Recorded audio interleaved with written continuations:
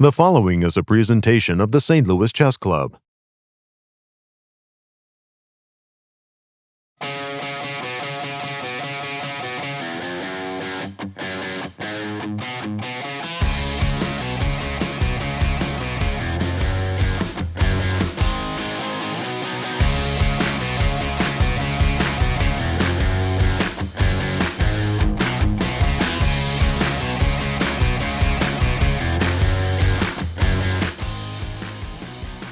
Welcome back to day 3 of the St. Louis Super Swiss. I'm FIDE Master Doug Eckert.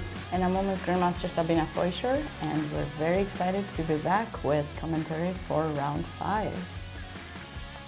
So first we're going to look at the results from round 4 from last night. On board 1, we had FIDE Corrales losing to Grandmaster Nicholas Theodorou. Board 2, we had a draw between Elshan and Nyzhnyk. Board 3, Lazaro Bruzon beat International Master Duden. We had a win by Quesada on board 4 against Aaron Grabinski. A draw on board 5 between Harshit and Akobian. And a win for Christopher Yu on board 6 against Irene Sukandar. A draw by Brian Escalante against Brandon Jacobson, and a win on board 7 against Alice Lee. A win by Darius, making a comeback after that very instructive game that he lost yesterday. Dennis Boros won a nice game, and Kosta Kavitsky also was a winner last night. So a lot of fighting chess last night. And here you can see the results for the last boards. Josiah Stearman won against Caleb Denby. Evan Park drew against Gabriela Antova. Talia Cervantes came back with a win against Alex Marlel. David Zurbinski won against Ralph Tan. Eugenia Yanai drew against Alex Zhang. And Lyndon Lee won his game against Julian Proleco. There were a couple of buys as well. Some requested, some were given because it's odd number of players. Let's get into the tournament format. So the tournament format is a 9-round Swiss. The time control is game in 90 minutes with a 30-second increment for move 1. There's no secondary time control in this tournament. And that makes the games much more interesting, I think. Going forward, let's review the schedule of this Super Swiss tournament. So the rounds typically take place at 11 a.m. in the morning, and then there's a second round at 5 p.m. We already went through games 1 through 4. Right now we are March 14th with game 5, and tomorrow we will be doing commentary for rounds 7, and then the last day on March 16th it will be the final round at 11 a.m. Central Time. So we are passing the halfway of the tournament today with round 5. We are not doing commentary for the afternoon rounds. However, the games are still broadcasted on Lichess, so you are welcome to stay on track with that. And of course, feel free to tweet at St. Louis Chess Club or use the hashtags STL Super Swiss. You can also follow the results and information about the tournament on uschesschamps.com.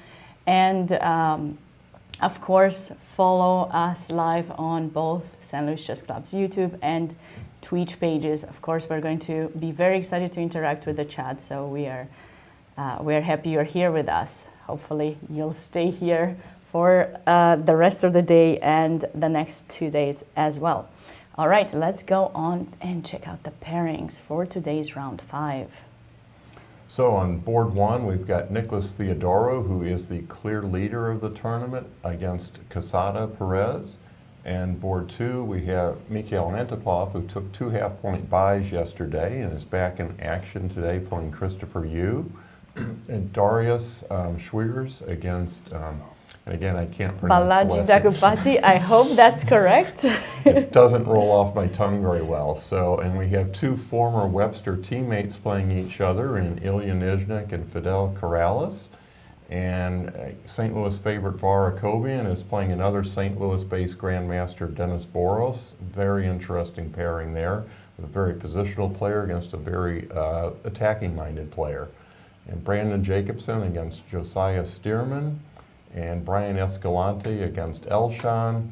Kosta Kovutsky, who's also a favorite here on the website, against Harshit Raja. And Vasif, who took some buys yesterday, is back in action against Aaron Jacobson. Aram Hakobyan is playing Evan Park. And so some very interesting pairings. And we also have, local chess talent Talia Cervantes back on the boards that we'll be watching today. And there's a second page for the final pairings. We have a lot of players in this tournament, so you guys can see Aaron Grabinski playing against David Zhurbinsky. Alice Lee is playing another female women's international master, Sila Chaglar. Gabriela Antova against national master Lyndon Lee.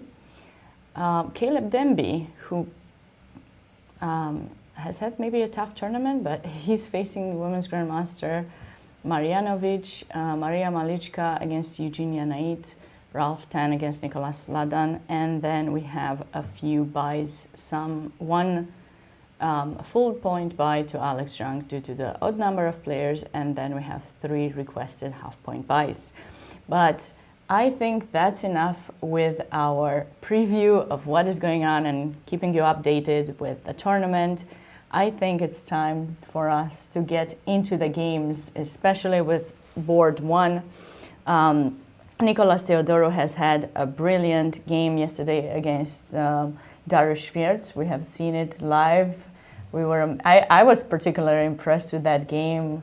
It gave me Capablanca Treibal vibes, the way he was able to win that game. And he's keeping the lead with 3.5 out of 4.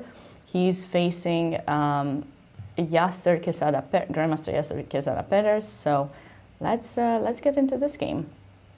So they went on for a Sicilian, e6, c3, all right, the Alapin. And oftentimes this can transpose into a French.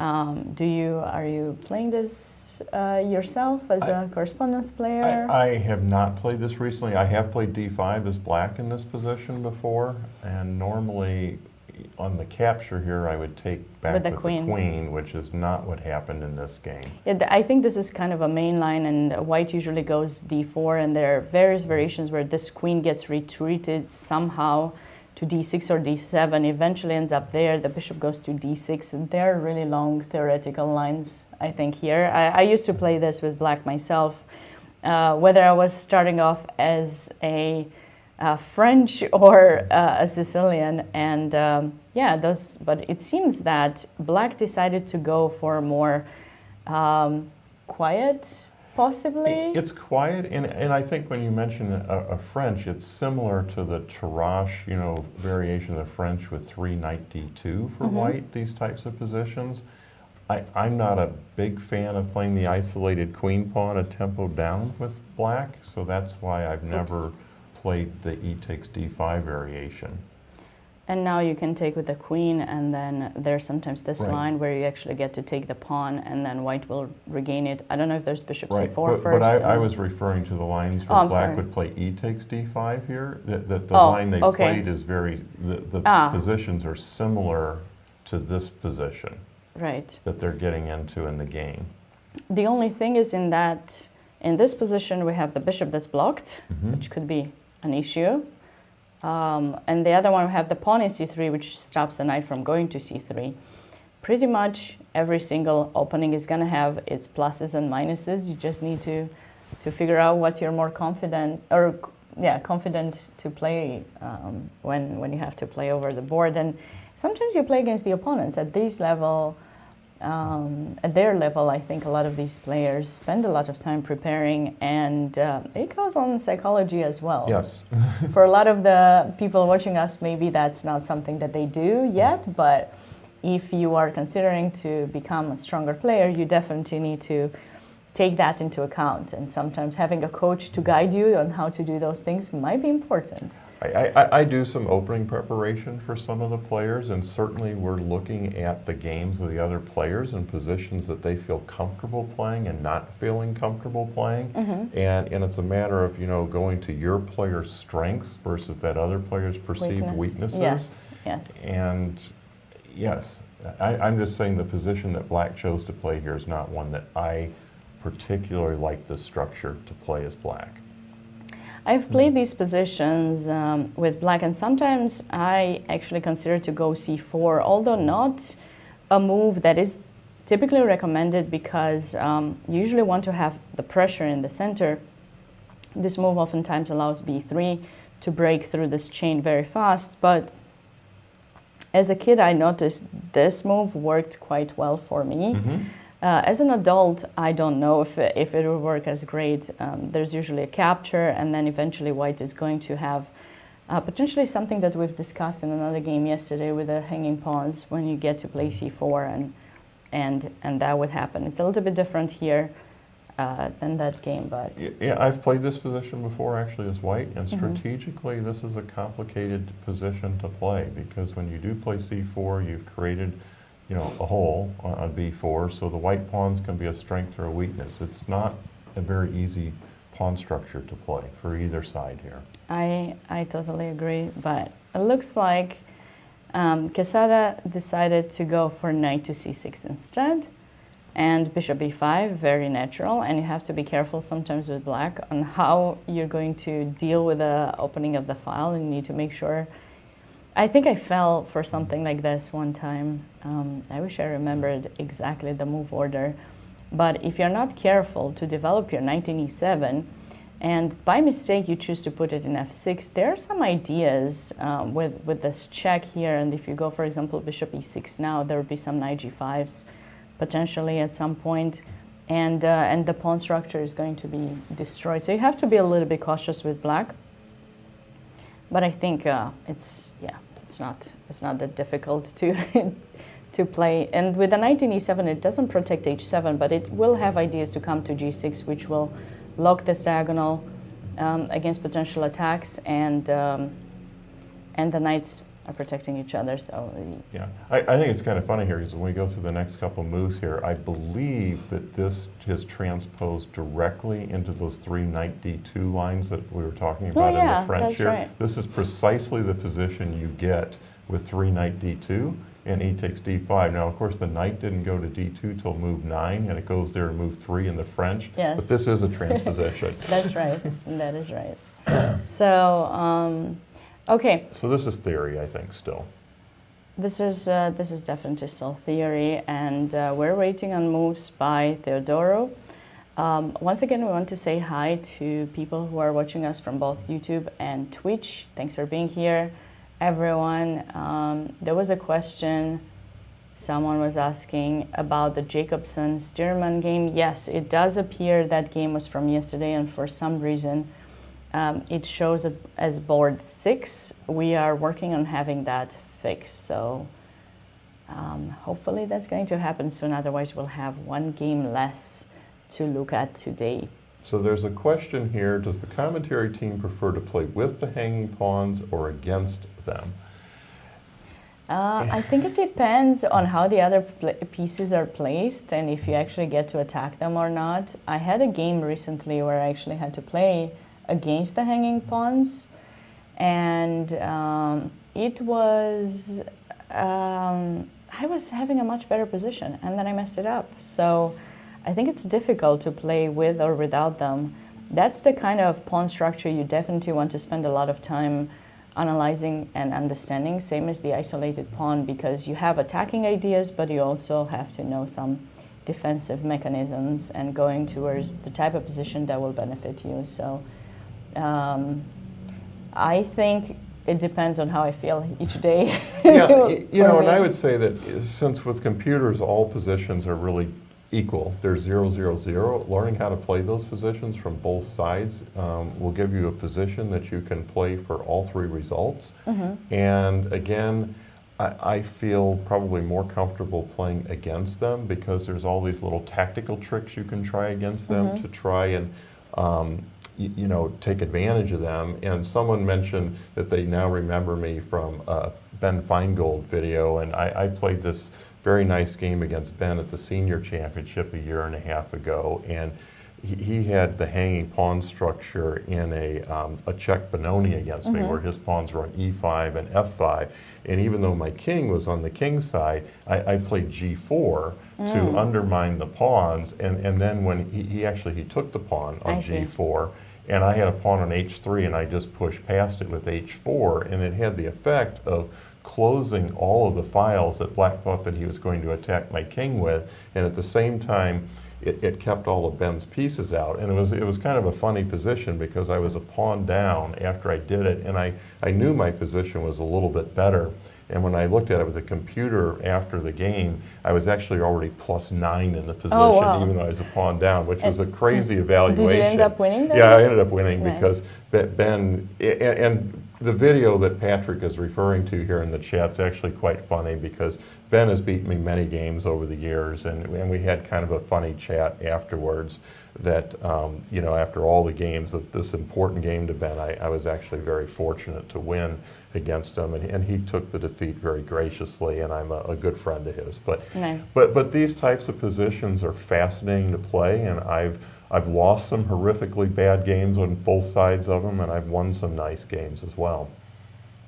Now that you mentioned that, I do remember that I had another game that was very tough, actually, in U.S. Championship against Annie Vang, and she had the hanging pawns, and I thought I had an easy way to attack them, and I completely missed an opportunity that she could just simply get to attack my king.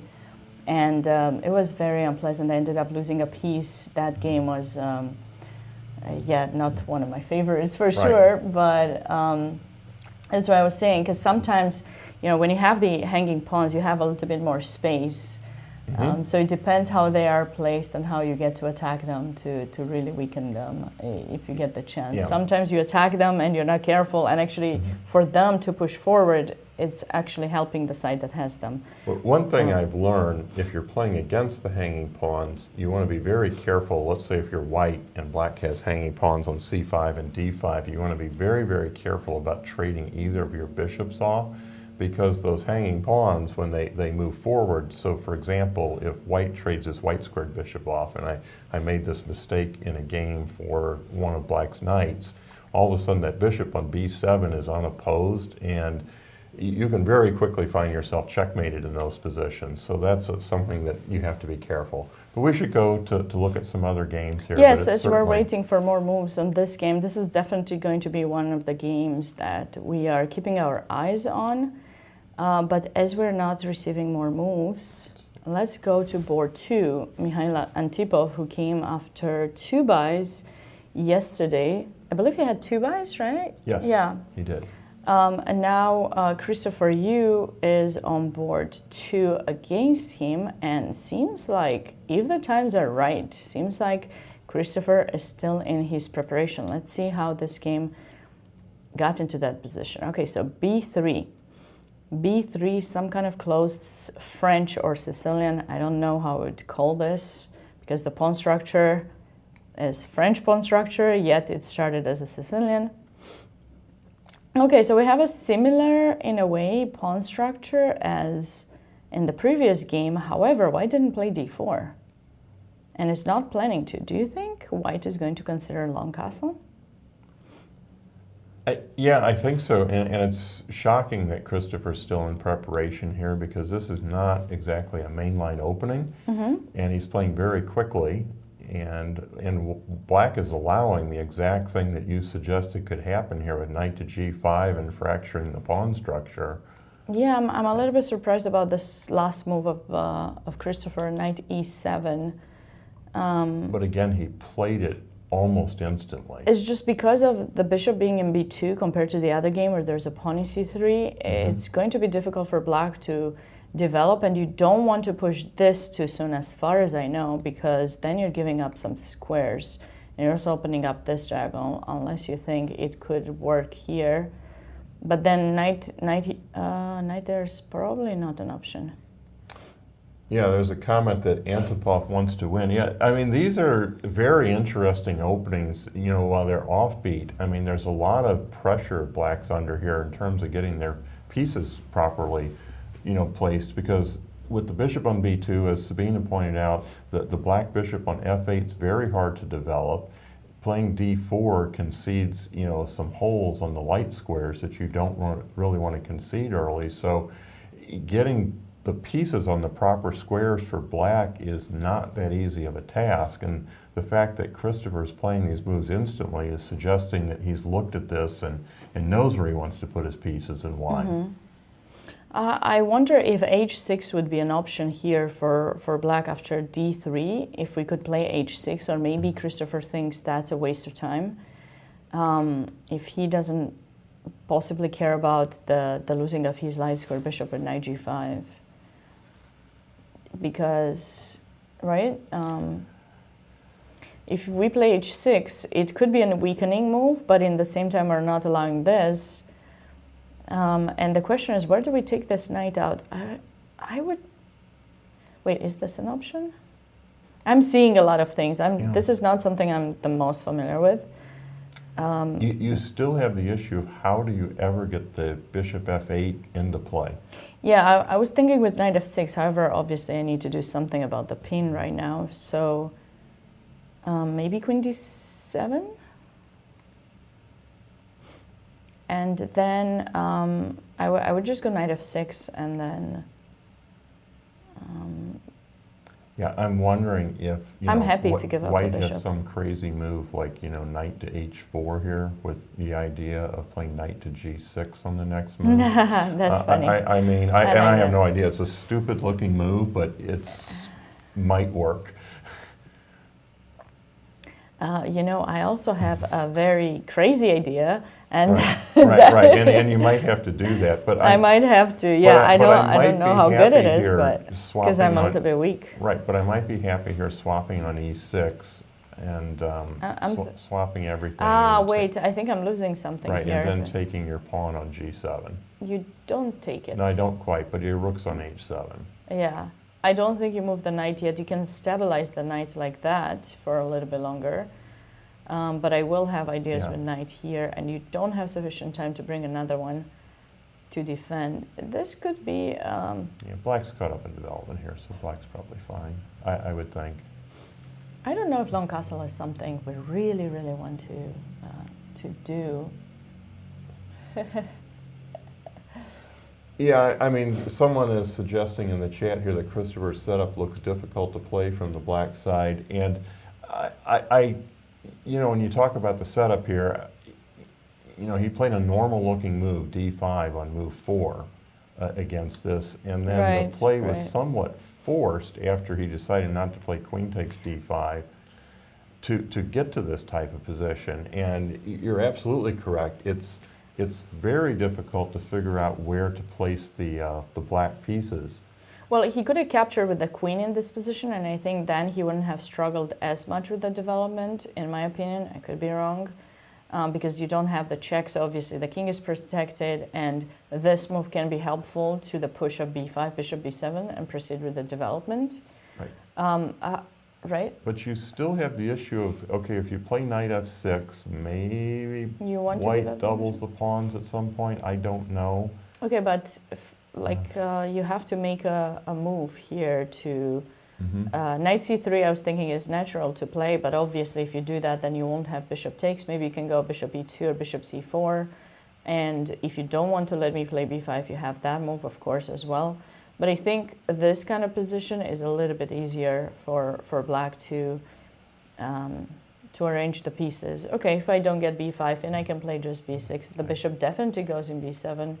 And I really think this is not a bad kind of setup for Black. I could be wrong. Yeah, I've played it and I was comfortable, but you know, you shouldn't you shouldn't just play something because someone tells you they are comfortable. Of course, you should spend some time understanding the position yourself. But he played quickly, so yeah, he played quite fast. So I have the feeling he's probably familiar with this position. Even this move bishop e6, which clearly will allow at some point some knight g5. Not right now, obviously, but So it's kind of interesting that. But what to do? Could he have played? No, he couldn't have. Yeah, h6 is the only thing I can think of, but it could be another waste of time. This move, the way the white chose their setup, and this is nice about openings that don't have 10,000 moves of theory, and I exaggerate with 10,000 moves, but there are a lot of openings that have very long lines of theory that you have to memorize. Sometimes you move 30, 40. So when you are playing things like this, it is very important how you set up your pieces at first, because that just guides the game towards something. And if one move is just out of place, then you might need a lot of other moves to fix that, wrongly placed piece. And really, in a position like this, I think if black makes an error, you may not be able to fix it, because black might very well be fine here, but I think playing very precisely is important. I think an error by black in this position, a strategic error of putting a minor piece on the wrong square, could be a losing error very early in the game. I agree. Although it seems that white has played without much ambition, you don't know when something can just show up out of nowhere. Looks like finally we got a couple more moves in this position. If the time is right, Antipov thought for 30 minutes, and he went for 92 in the end. I don't have control over the time. Let's hope it's correct, but that is crazy to spend that much time. He probably was thinking about knight g5.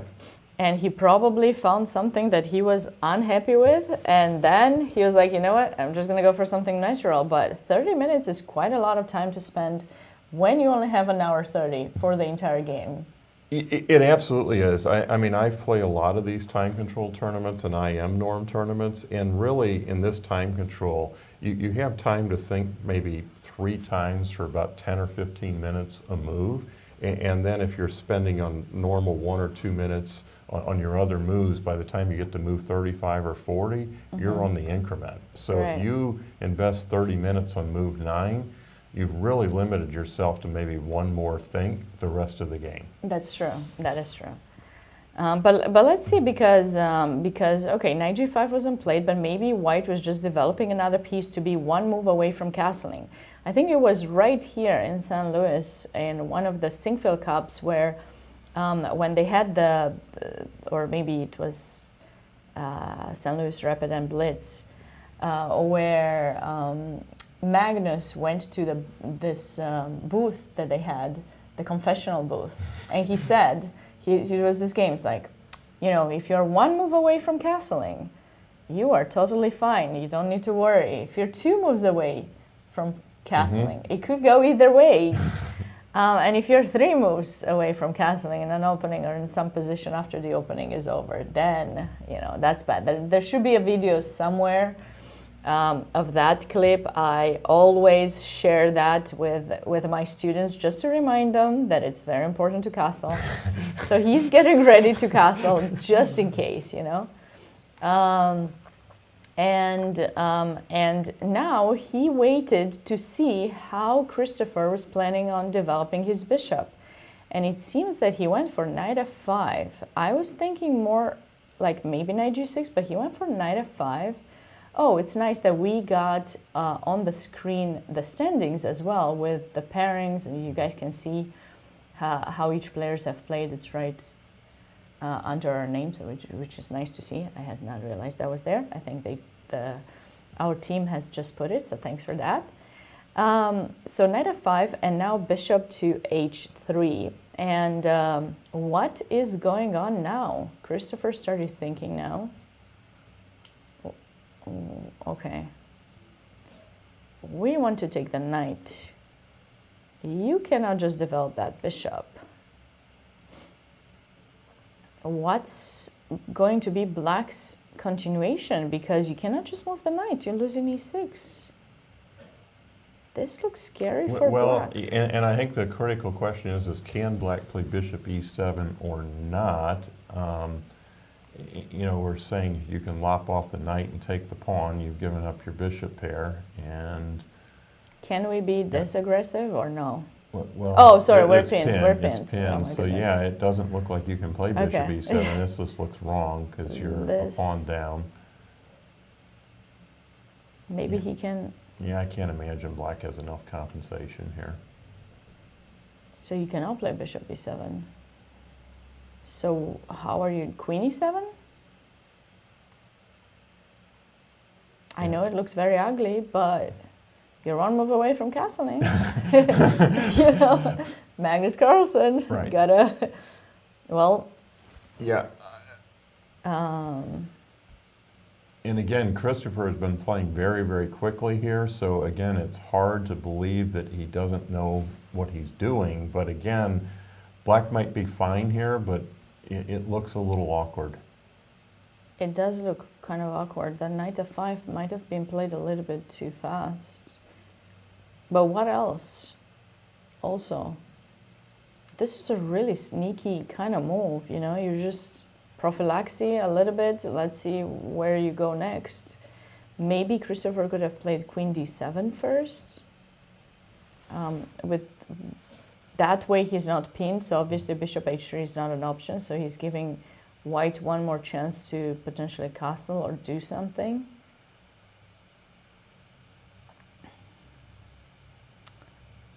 This bishop is very much bothering me.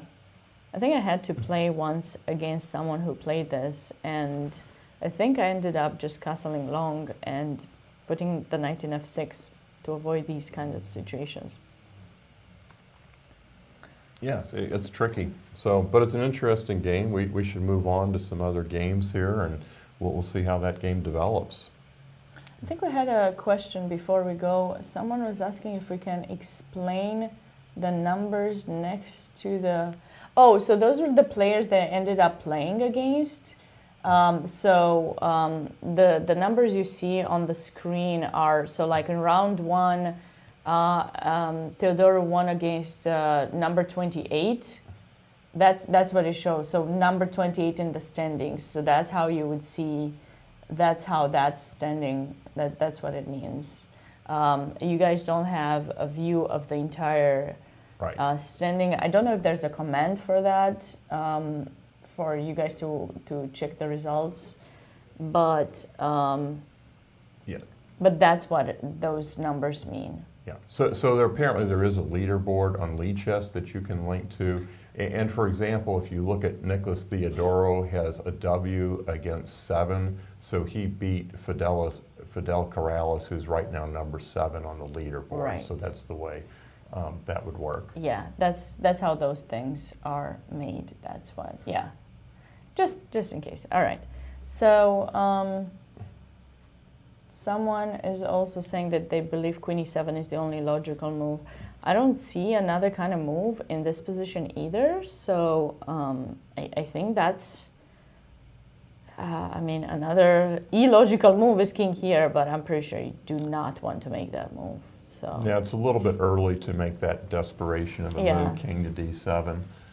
I did have a game a couple of years ago where I was on the black side of a king's gambit, and I messed up the opening, and about move 10, my only move was king to d7 to charge my king over to the queen side. And I survived, but I was very, very lucky. It's always scary when you have to make those kind of moves, for sure. Okay, so we'll return to this game. Let's move over. You were saying to go to board 3? Yeah, let's look at board 3. Okay. So Dariush had a tough loss yesterday against Theodorou, and he's back today playing with the white pieces against Balaji Dagupati. So lots of Sicilians today. This Rossolimo line 97. Okay. Everything looks good so far. Quite theory. Even I know it, which is surprising because I don't play e4 very much. No comments. No comment from Doug. So. Okay. Bishop b7. Okay, so I think they're probably out of theory. Actually, I don't know if if e5 is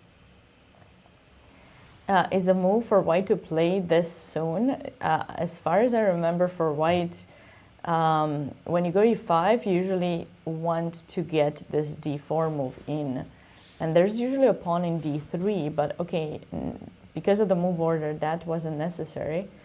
But I guess white has to make a decision at this point. Are they going to capture in d5 or go e5?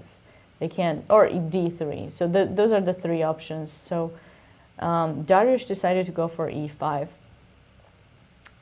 in this position. It's quite interesting. And then black is stopping him from getting d4, because if white would get d4 in this position, I think they just have a great French pawn structure position. So so he went for d5, right? So for example, if this,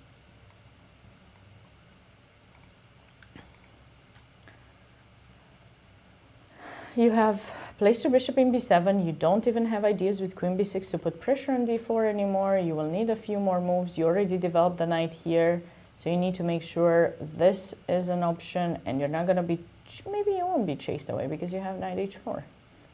So that will be a good potential idea for black. But ideas with f6 are not possible anymore. I think it's slightly more uncomfortable compared to a French. So that's why he ended up, Balaji most likely played d4 because of that, and now he's trying to get that square for his knight. Dariusz does not commit to capturing. He plays d3, so he's keeping this option open to play c4. So, you know, white doesn't get that square, but of course he does get, sorry, black doesn't get the square d5, but he does get bishop e7. And how to proceed here with white? Black's certainly going to place the knight here, I believe, followed by bishop e7. Will we block? Not yet. Maybe wait a couple more moves with knight to d2. Bring the knight towards d6. Bishop f4 is another option for white in this position. Yeah, it's an interesting position. I think, you know, it's more clear where black should put his pieces, but, you know, white has more space, and, you know, it's double-edged. I mean, it wouldn't shock me, and the computer says white's a little bit better here, but it's double-edged, and it's a good fighting position. I agree. We'll have to wait and see how he chooses to place his pieces. Oftentimes, white gets these types of positions with the pawn in f4. In those kind of situations, there's an issue with the e3 square for white, but here those are not some issues. But usually when you end up pushing a pawn forward and blocking them, you tend to want to play on that side of the board. And here, white will have to figure out how to get this f4 in, where he will move the knight. Will he just follow the typical kind of ideas with h3, knight h2, and then start the pawn march, bring this other knight, like I said? Or is he trying to focus on the d4 pawn, which, you know, when you push pawns forward like this, without them being protected very much, there's often the opportunity to attack them. But I believe if white ever chooses to take here, black will not want to capture back with a pawn, so they will always try to make sure they get a piece if possible, unless I'm mistaken. But I would prefer to have a piece and not weaken my pawns. What do you think? Yeah, I agree with that. And, you know, in these types of positions, I think white wants to keep the pawn tension as long as he can, to put some pressure on black to not be able to just develop his pieces on the ideal square. But I can't say that I've spent a lot of time looking at these particular types of positions in my chess life. I haven't played it that often. Yeah, I have played some with black, but typically I would have my knight developed in f6, so when this move e5 was played in some kind of close French pawn structure, this knight would typically go back to d7, or sometimes you would go knight e8, knight c7 to later, you know, support some kind of pushes and then getting the knight into place. So And when I played with the knight in e7, I would typically have my bishop out and I would play f6 so that I wouldn't allow these kind of pushes. So there's always something that you have, and it's always nice to compare the different positions so that you know in the future what you want to get, especially if it's a non-theoretical position. We'll be back with this game and catch up. Go to local favorite VAR, Akobian. Let's go to VAR's game. Quite a few moves here. The clash of two favorites here in St. Louis, Hakobyan against Denis Burch. Both of them have been working with the club on various videos on YouTube. So if you haven't done so yet, you can always check out St. Louis Chess Club's YouTube channel for other things, not just us being live. Also, if you're watching us on Twitch, you can check out some of the YouTubes too, if you want. Okay, so they played a QGD, Queen's Gambit declined, Bishop G5 this time, and yesterday there was that game with the Bishop in B4 that VAR had, well, I think it was the day before actually, first round game. VAR played against Nicholas London, and there was that idea that was played against him, and he seemed pretty prepared. He went over it, he was very kind to go over it. Yes. And let us know about his thoughts. So now Bishop G5, and this game reminds me very much of the game that I mentioned one time that I was inspired by Sam. It was really like this, I think. Yeah. Well, this is an interesting line because Vladimir Kramnik started playing this system with knight bd7 and then an early c5 for black. Mm-hmm. So this was popularized by Kramnik maybe 10 years ago. And it's pretty solid for black. I was checking to see if my game is in the database. I was going to do that, but no, it's not. It's not here. This was my game against Nyzhnyk. Mm-hmm. This is the game I was talking about. However, I think she at some point somehow took in d4 first. How that could have happened, I do not remember, but this definitely happened. I took, and then I think maybe this, no, because she had taken. How could she have taken here? She could have, because, so what happened basically, I ended up, everyone kind of, plays Bishop E2 here, and then, if you take back with the knight, and you have this quite balanced position, and, everyone is expecting white with castle short, mm-hmm. and if you get a very tiny plus, possibly, because this bishop is not developed yet and is going to need a few moves. But other than that, that's it. It's a very minimal advantage. And in this kind of situation, Sabina decided to be very aggressive, and she went for long castle. Don't make that mistake. My game is really bad. But I was like, oh, there's h6. I'm going to do this. I'm going to go g4, h4, g5. And in the end, that game turned to be good, but I really would never recommend anyone to castle in this kind of position, because although it seems that black is not ready to attack white's king, there are very easy ways to get a rook on the file, and because you don't have time to, the file is already open, so you don't have time to just march to a1 and just say, oh, that's fine, because as soon as the rook goes to c8, knight comes here, and then black can just mess up your pawn structure, and then it's going to be bad. You might not lose getting checkmated, but you will. But you could. You could. So don't do that. This reminds me of that game very well, but VAR, of course, did not go for the long castle. He went for the short castle, and this is the current position that we're having. Both of the players have spent quite a bit of time, and the question is, can we try to find some ideas for white to play for a win? I think this is the type of position VAR is very comfortable in. He's going to put his F rook on D1, his A rook on probably C1 to hit the open files, and black has to solve the problem of the bishop on C8. And if black can solve the problem of the bishop on C8, he's probably equal. And if not, white's going to have some type of small plus. And VAR really likes grinding small plus positions. That's his style. and you know, like I said earlier, Dennis is an attacking player, so when Sabina was mentioning you sometimes play on the psychology of players, I think this is a good example of, you know, VAR has a quiet position that he's perfectly happy in, and Dennis is playing a position that he might be less happy playing because of his style. That's correct, yeah. I remember how my game, I went on the psychology as well, because my opponent at the time needed a draw to become champion. So so sometimes when you're being attacked, you get uncomfortable.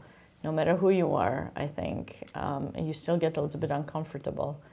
And yeah, I suggest to go back just, or should we keep going forward with a few more of the games? Yeah, or? why don't we look at some more games here? Okay, Why so don't we go to Nyzhnyk and FIDE on board 4? Okay, we skip that, yeah. Ooh, okay, this is my kind of position. And it was kind of interesting as a side note, yesterday FIDE in round 3 won this beautiful game where we thought Aram had this very deep preparation in the Nimzo Indian, where FIDE played F3 on move 4. And then I had shown everybody this crazy line with C5 and B5, and which was way far away from what happened in the game. And then it turned out FIDE hit white in round 4 last night, and he played an F3 Nimzo again. And the person played the line I showed, C5 and B5 against FIDE, and actually beat FIDE in 24 moves on the black side of that, which I thought was somewhat humorous. I'm sure FIDE, who's also a good friend of mine, didn't find that very humorous, and he doesn't know the comment that I made. But so today, so now he's playing the King's Indian.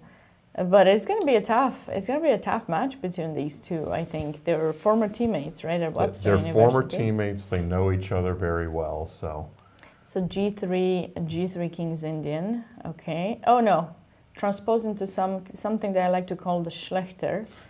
I don't know if that's the name. That's how I call it. What would you call this? Well, I mean, I think the Schlechter proper is when white plays E3, so this is a Grunfeld. It's really transposed into a G3 Grunfeld. And, you know, this is a position, again, that got popularized in the Karpov-Kasparov matches, where Karpov was on the white side of these positions. And this is one of the main reasons why G3 isn't that popular against the King's Indian, along with potentially transposing into Nimzo, is white's been beating his head against this position for 30 years without making a dent.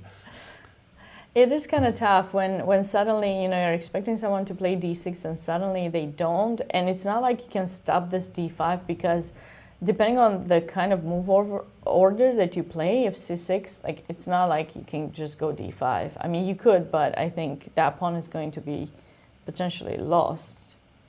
Maybe not immediately, but because is this? Yeah, I is don't this know lost? Is it lost? I think it is, right? Can you do that? Oh wow, yeah. Right, because this is a very typical trap you don't want to fall for. Bam. I had some students who fell for this for black, but yeah, you think, oh, I got a piece. Thank you very much. No, you don't. You don't get the piece, and suddenly you're going to lose the queen. So is this pawn? I think this pawn is lost. So people don't play d5. I'm sure if this was a move, they would have played it a long time ago. But yes, when you push pawns forward too much and you don't have the right kind of artillery to defend those pawns, that's going to be an issue. So anyways, moving on. Knight c3, and oopsie, I went directly to the final position, which you guys had seen already. Okay, so queen b3 was played by Ilya, just trying to keep on the pressure. He doesn't want to take here too soon, because that allows pawn takes, and then black has symmetrical pawn structure. He gets to develop the knight in c6, where it's comfortable. I think there's some line with knight e5. That's, yeah, this is the main line. Yeah, but I mean, again, it's been analyzed to a quality, so it's just beating your head against the wall. So he tries to put some pressure, and by having the queen in b3 and the pressure here, you are also putting pressure in b7, not letting black develop the bishop in c8. So black decided to capture, and now this queen will kind of wander around for a little bit. Queen back to b3, a5, castle, a4. This is still theory or not? I don't know if this is interesting, actually. Because, yes, you have given yourself quite a lot of space on the queen side, but now you're kind of stuck with the pawn in c6 to protect b5, unless you manage to keep pushing them forward. I could be totally wrong, but that pawn in c6, if it gets stabilized, it's going to be bad for black. Bishop d2 and knight c5. Okay. Fidel is still playing as if he's comfortable with the position, I guess, but what do you think? You know, it's an interesting setup. I mean, black's gained some space, and there's always some risk when you're pushing pawns early and creating weaknesses, but also you've gained space, so white needs to do something concrete to prove that it's an incorrect strategy. And really, this position transposed into lines similar to where white plays queen b3 on move 4 against the Slav, and black can fianchetto in those lines. And again, I think they're very playable, and you can get all three results in these positions. I would be a little concerned as black with that knight on c5 because, you know, white has a pretty firm grip on that square, but typically the problem for black is if the bishop is stuck on b7 behind that c6 pawn, and in this particular position it's not, but on the long-term basis, you know, white has that bishop on g2 that's hitting that weakness on c6, and so if, you know, black trades the bishop, say, on g4 because he can't find a good square for it after white, say, plays h3 because he's running into the problem of potentially e4. So you're saying this? Yeah, I'm just saying strategically, you know, black is sitting there with that pawn on c6, and, you know, when you're playing the Catalan or something like that, you want that white-squared bishop to have targets to attack, and you've got a target with no counterpart. I agree. I remember when I was a kid, I come from a chess family, for those of you who don't know, and I have a sister, and my parents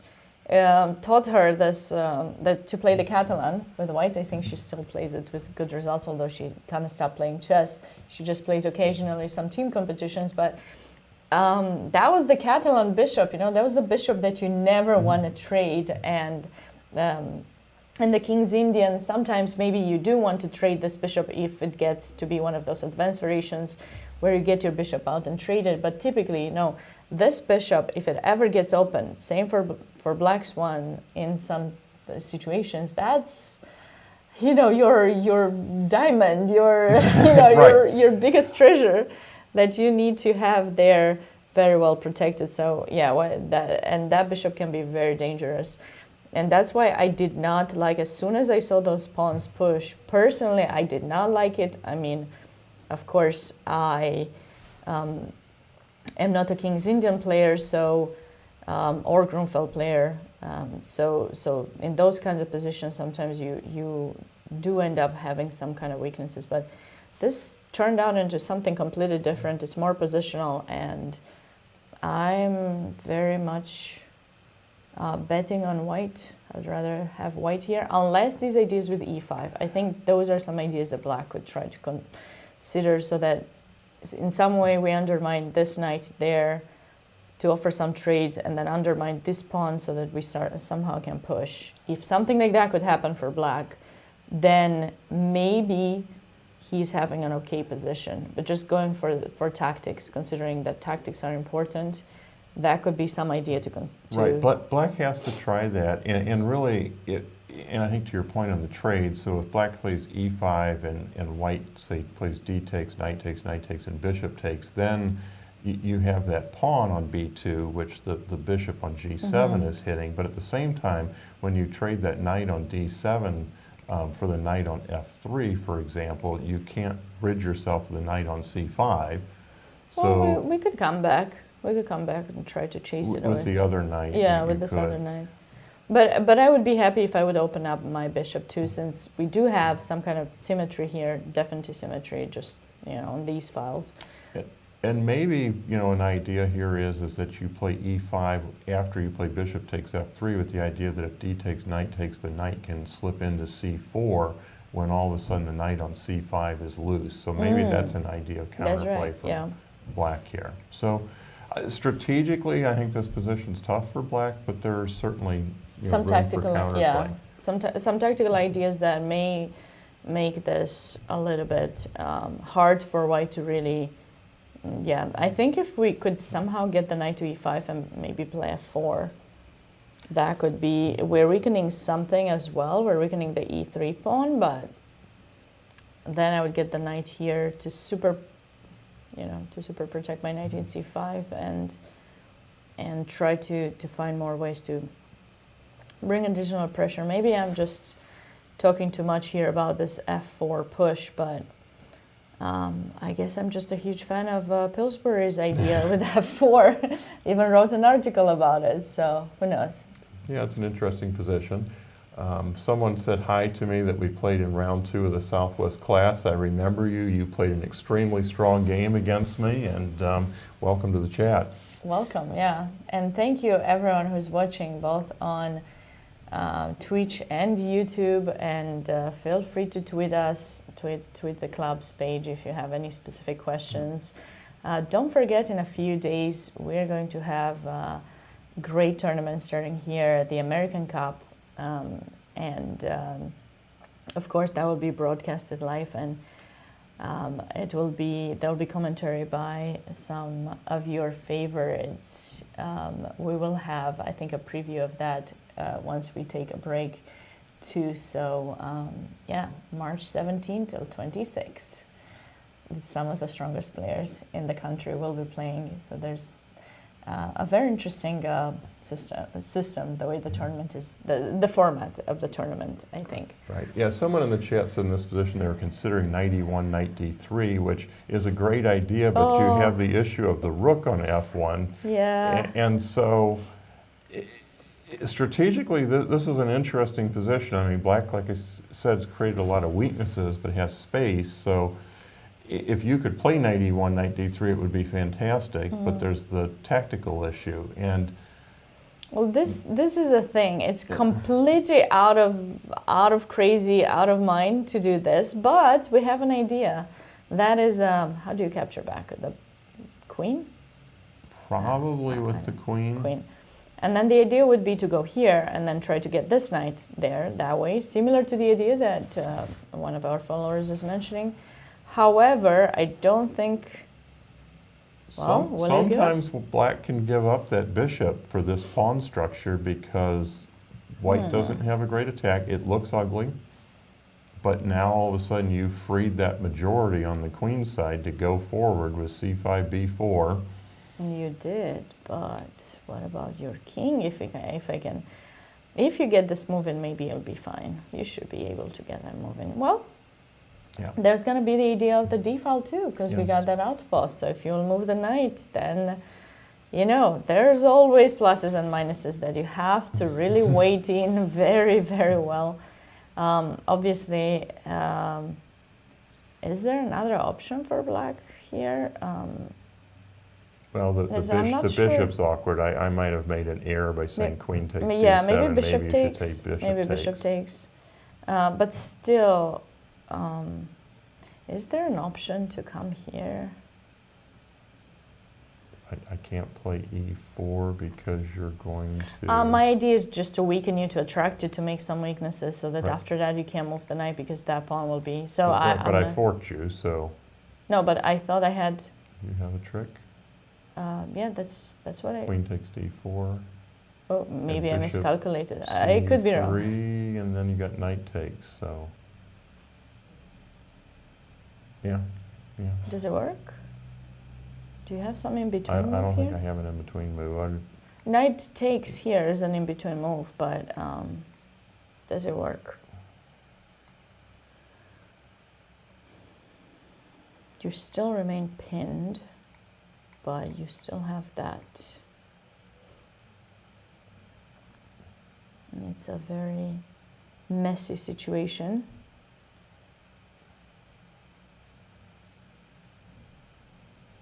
This looks good for This white looks- yeah, to me for white, it because does, I've got it everything does. covered. It does.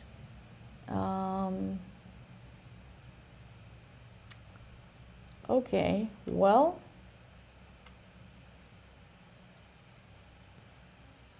I guess that doesn't work.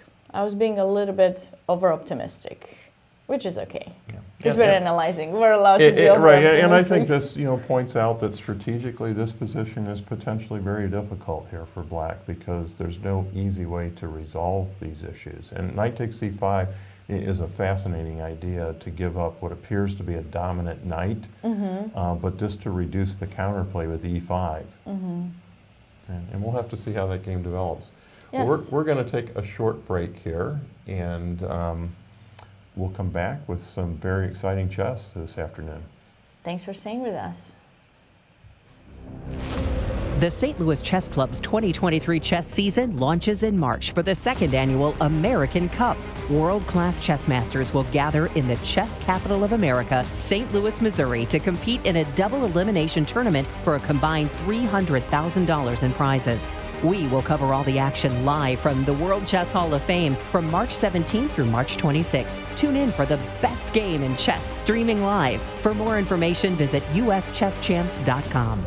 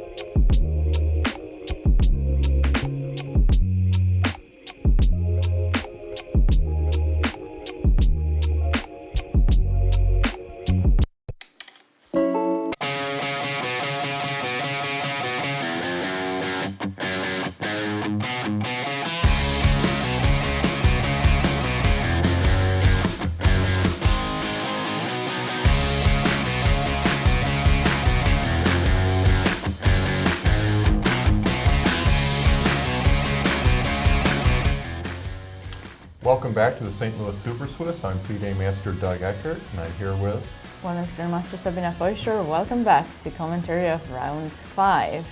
Before the break, we went over a few of the top games, and there were some very interesting positions, and we thought we'll get you started directly with one where we thought some interesting things were happening, and that was the game between Mikhail Antipov and Christopher Yu. In this position, we believe that Queen e7 was the move that had to be played by Black, with potentially attempting to castle long or just kind of deal with the threat that White had, taking advantage of the pin of the bishop in e6, and the knight was hanging, and it was somehow difficult to imagine where the knight would go. Otherwise, of course, the bishop e6 would be hanging, and then this bishop couldn't go to e7, we thought, because of the loss of the pawn. But it seems like Christopher decided to play that move. He did, and the game progressed similar to what we thought, where White would just grab the pawn after trading some pieces. And Christopher is playing this position where he has a pawn down at the moment, but he might have thought that he has some compensation for it. With the bishops getting traded now, White is going to have some weaknesses on the dark square, so it might not be so easy to figure out how to cover those. Mikhail decided to go c3 here to cover those dark squares. Obviously, if you're going to castle long, some ideas with queen f6 could appear, and the knight coming to b4, and maybe he was feeling uncomfortable about this.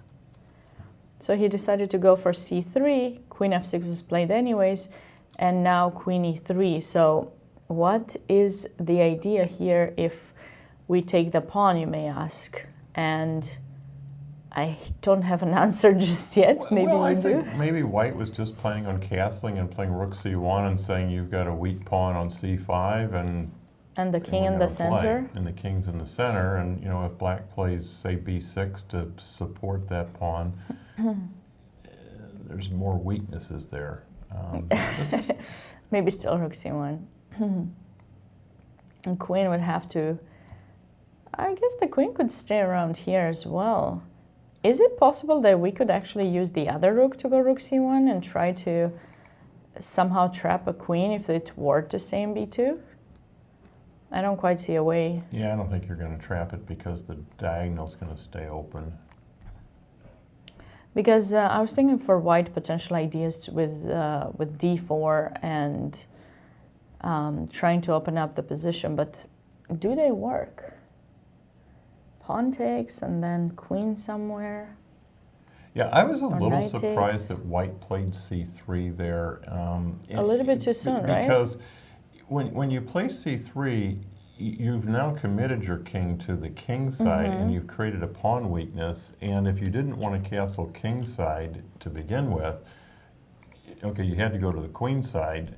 So maybe Christopher's right in terms of his judgment that sacrificing a pawn here is correct. We can see the computer evaluation was saying that White was a little bit better immediately after sacrificing the pawn, but now we can see that it's suggesting that Black is actually a little bit better after playing c3.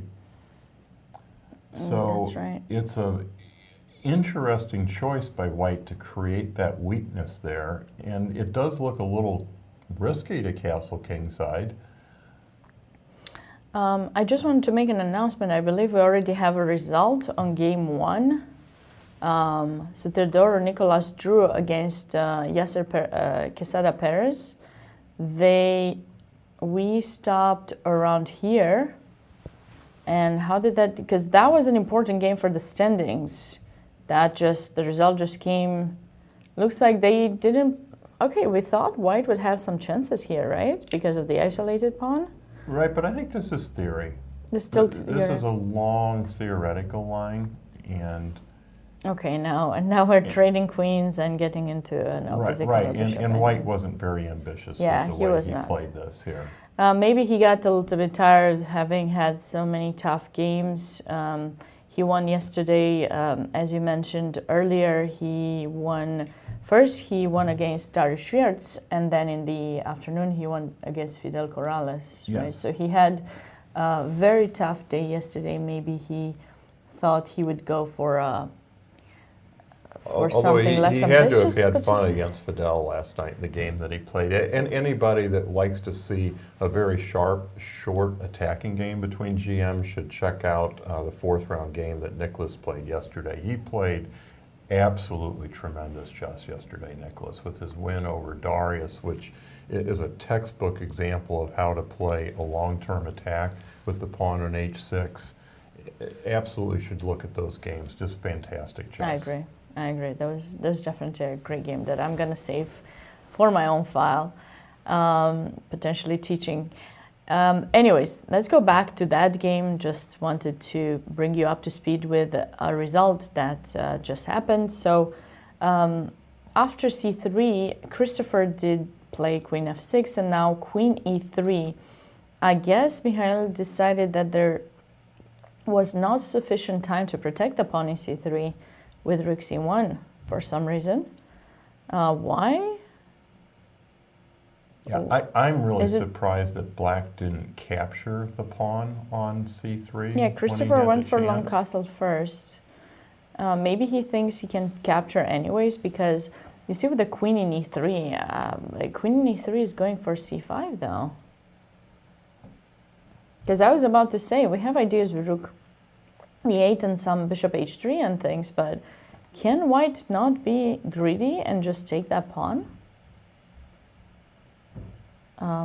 Is there some bishop g4? Or maybe rook e8 first? Bishop g4 seems unpleasant. Maybe that's it. Right, you're threatening a piece and you're threatening a check, so the white king is now stuck in the middle. It is, yeah. And for example, if you say, well, I'm going to go knight d4 and put on some pressure, sure, you will. Which rook are we going to use? Maybe this one? You have to go here, and then there's going to be another check coming up, and some mates are definitely, some mating net is being prepared. I do not see a specific way to it just yet, but I'm sure it's there. Well, you have a weak back rank here. You do. F2 is weak back rank, G2 is mate. You might even be able to just play queen e7 here, which is threatening queen e1 check. Now, white can put a knight on f3, so that may not quite work, but it looks dangerous because how do you ever get the rook on h1 into Yeah, play? this rook is totally restricted. I mean, there are some ways if you give me a couple of moves. For example, like you said, queen e7, I would trade, and then I would try to see if I could get this pawn pushed so that I can play king f2. Of course, I don't have time because you would double up and get mated. But I do have a way. Right. I'm sorry, I wouldn't have traded queens there. I was suggesting that as potentially Yeah, an yeah, idea yeah, how yeah. to get there. I mean, you also had right. queen e5 as well. No, yeah. So no, I was just trying to show the audience that if you're not careful a little bit, white does have a few ways to escape here. So you need to be mindful a little bit. That's why I was debating which rook to put, because maybe it would help to have this one still here, keeping that protected, or maybe even get rook d6 to keep the queen side and my king covered before I do any kind of attacks. But yeah. But it's still a little surprising to me, though, that black didn't take off the c3 pawn, going back a couple moves here. Yeah, because, here. Again, it weakens the pawn structure for white, because he no longer has control of the d4 square in any way, shape, or form. It still looks somewhat problematic to castle king side, because I can always go queen side if I want as black, and here we were looking at b6. Mm-hmm. And I don't really see a way to play Right. d4. I really would love to play d4 or b4 with white, but I have to be very, very aggressive to get some activity now. I mean, white could play for knight to g5 here, because you no longer have control of the g5 square at the queen on c3. Okay, but the queen can retreat all the time. We can go back here and maybe get this other knight. Obviously, capturing would leave the knight trapped there after queen g6, I believe. So you couldn't do that, but before you take, I'm thinking maybe we can bring an additional piece to the attack, and black would have to choose where to place their king. I know this might be a little bit of an ambitious choice, but I think I should be fine with black. So someone was suggesting queen f4 instead of Here? right, instead of maybe knight g5. You know, you have a potential invasion square on d6 where, you know, the knight's loose.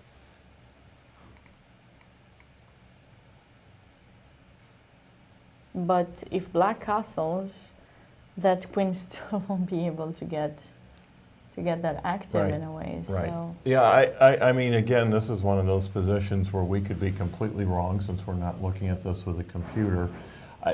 I guess my view is when I take that pawn on c3, I've created sort of weaknesses that white can never get rid of in his position. So if white doesn't have something tactically here, long term, I've won the game as black.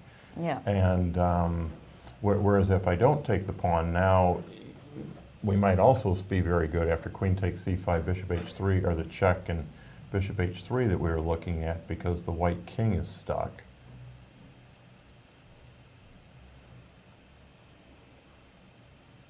Well, you would think this position is better for white, and it's not. I'm actually curious what the engine thinks just for a moment here about. So it says castle is the best move in this position.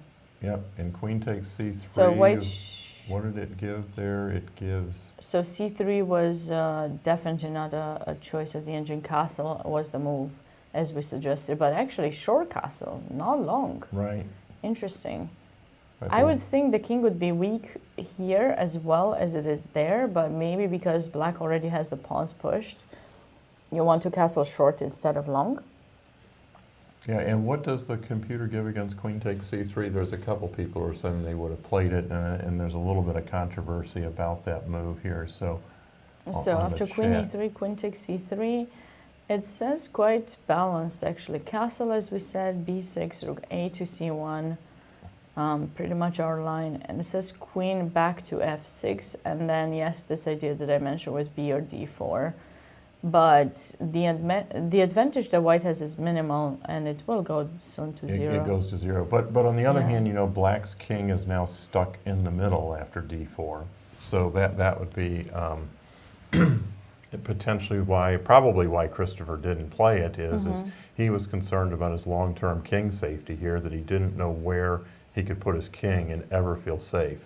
That's correct, in this position. Yeah. These positions are tough to play. This has been a game where the players have had some very difficult choices pretty early on in the game in terms of where to put their pieces. So Christopher ended up castling, and we are in this position where it seems that our line that we suggested, queen takes c5, is not a good move exactly because of bishop g4, knight d4, rook e8, and this line, ooh, look at this move that the engine is suggesting, rook to g4, and trying to get rid of, I don't know what it tries to get rid of. Well, it's probably trying to play rook takes d4 and then rook e2 with the idea queen f3. Yeah. Getting rid of this knight as well, and then bring the queen to You mate. sacrifice both rooks or both knights and mates. That's a nice kind of idea. You definitely want to. You want to have that idea known. And as I was mentioning, Christopher is someone who loves puzzles and he loves sort of tactical motifs. So this is the kind of thing that Christopher is going to excel in, is to find an idea like that. So interesting game. I think we'll see what happens. Yes, let's move over to some of the other games, unless we had any questions coming in from the chat that you want to address. I think they've covered that. Why don't we go back to VAR's game? VAR's game. Not that More a tremendous amount has happened here, but we left it off just before here, like at castles, I think. Yeah. Or knight takes d4. here after castle, we were talking about potential struggles that black would have with the bishop in c8, not being so clear where it's going to go, but bishop d7 was played, bishop f3, queen b6, and now VAR went for knight a4. This is an interesting choice. So I guess he thought he would start challenging that placement of the queen in b6 before bringing his rooks on the opened c and d files. So he went for knight a4. Obviously, with black, you don't want to give up your bishop. Although it's a bad bishop, you're struggling with it, you don't want to give it up. I think that would not have been something. Yeah, I think it's interesting because Dennis didn't want to end up with a weak pawn on c6. And when he played queen b6, he's now threatened to neutralize everything by playing, say, knight c6 with the idea of bishop c6. So VAR has to be quick, you know, to avoid black neutralizing. And if black trades the bishop, then we've got the Catalan bishop, you know, coming down the diagonal with the target. That's right. It's not much. It's not much, but it's a tiny advantage that you're going to try to grind your opponent with that tiny little bit of advantage that you have. And so looks like Danish is trying to create some kind of complications after queen c5. He doesn't want to trade. Probably it wouldn't work because after knight takes, it's difficult to protect both of those pieces. So you have to take an a4, which I'm sure is something he calculated before he went for that move. And now queen takes e7. And that queen is not going to be trapped anytime soon. Goes back potentially to g3 and try to put some pressure there, I think. I think VAR is trying to pressurize the b7 pawn, and he's focusing on the fact that the bishop on d7 can't easily get to c6, and black played e5 here. That's usually a very, very committal move, so you have to be very careful when you play it to make sure you're not going to lose the pawn and that this move is going to be possible as well, in my opinion. What do we do now? Probably knight b3. Ideally, I would have loved to place the knight there, but now we have this idea that's unpleasant. Do you think e4 is something that Danish has considered or will consider? Probably. Kind of has to, right? Yes. Bishop goes back. And whom do we like here? You know, I'm trying to remember who wrote the book. I think it was Ivan Sokolov, you know, wrote a positional book where he gave this structure where with that pawn on e4, if the black bishop is behind it and white has the d4 square, he has a constant positional plus here because white has squares for his pieces and black always has this weak pawn on e4. I mean, black's not cramping white such that he's going to get a kingside attack here likely. I mean, maybe the black pieces can swing around, but I don't really understand how the black queen is going to swing to the king side here. So white is always operating on these squares with, you know, rook fd1, rook d4, queen c7, and putting pressure. I would think the computer would say this is relatively balanced, but white has squares to work on with a target. Yeah, that's why you have to be careful when you push that pawn forward too much, because suddenly that pawn is going to be a target. It's going to be one of the targets now someone as well. says black is winning here with e5 double exclam and then rook a d8. So if we are wrong about this... Is the queen trapped or something? The queen always has a retreat. It's possible they're using the engines. We're trying to avoid it, unless we're letting you know ahead, but maybe they're right. Okay. Or maybe Patrick is a Danish fan, Danish Borscht fan. Okay, rook d8. I don't think the queen is trapped. No, it's not trapped, but... I can always go back. I have a lot of retreat squares. I even can play rook d1.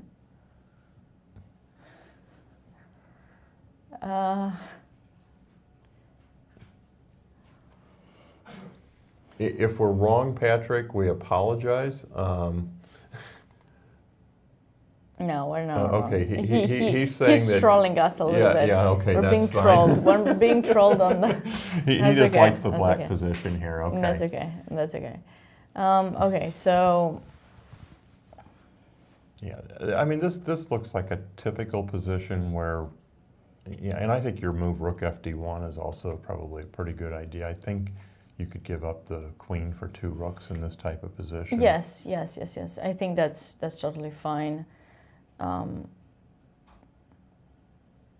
just wasn't 100% sure because depending on whether they have some kind of discovery to somehow get something else in return, like here. I guess we do have knight. Oh, Yeah. maybe not. Yeah, we have it. Because if queen a5, I have knight takes e6, and the knight takes knight e6. guards the rook. Right. then So I we're can- good. So we're good. Extract myself out of there with my 2 yeah, rooks. Yeah. We'll escape.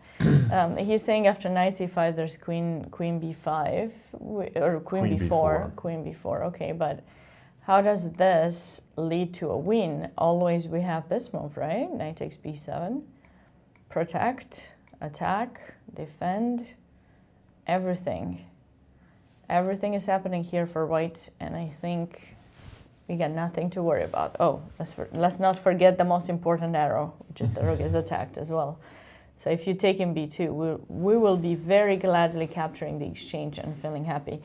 So no, I don't think this is a winning move. It's certainly a more aggressive move and gives black some ideas, but you have to be mindful too. Once again, as we said, if you push too many pawns forward, you're creating some weaknesses. I think more that this e5 move for Danish is to get this bishop out. The only problem is, does he not care about the pawn in b7? And maybe he doesn't. Maybe he can, play bishop to e6 right away with the idea that you can't take on e5 because, and if you take on b7, I'm going to put my rook on b8, and I'm going to have pressure on the b file, and I'll regain the pawn and liquidate. Maybe that's the idea. But is this something to be worried about?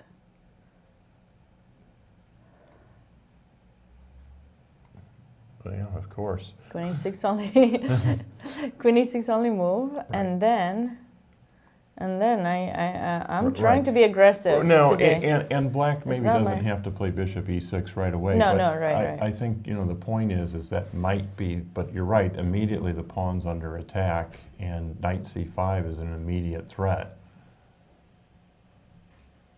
Which is an unpleasant. Can you play rook a b8 here with going back to the idea that Patrick pointed out, knight c5 and then queen b4 but you can't, because you have a pin and I'm not taking on... I think I can possibly play here and then take. I don't think you have a good movement for...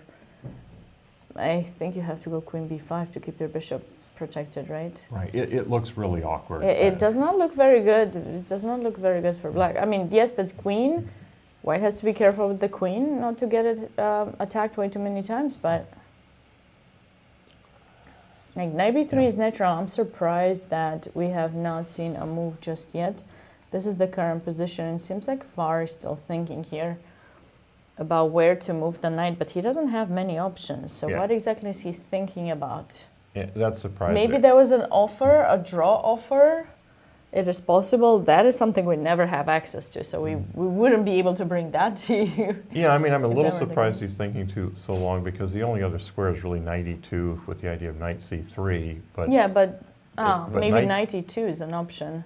But knight b3 with the idea of knight c5, and also it keeps the black queen from hitting the d1 square in some lines, where you put your rook on d1 and black puts his rook on d8. Right. So it seems the most natural square to put the knight. I guess we'll have to wait and see.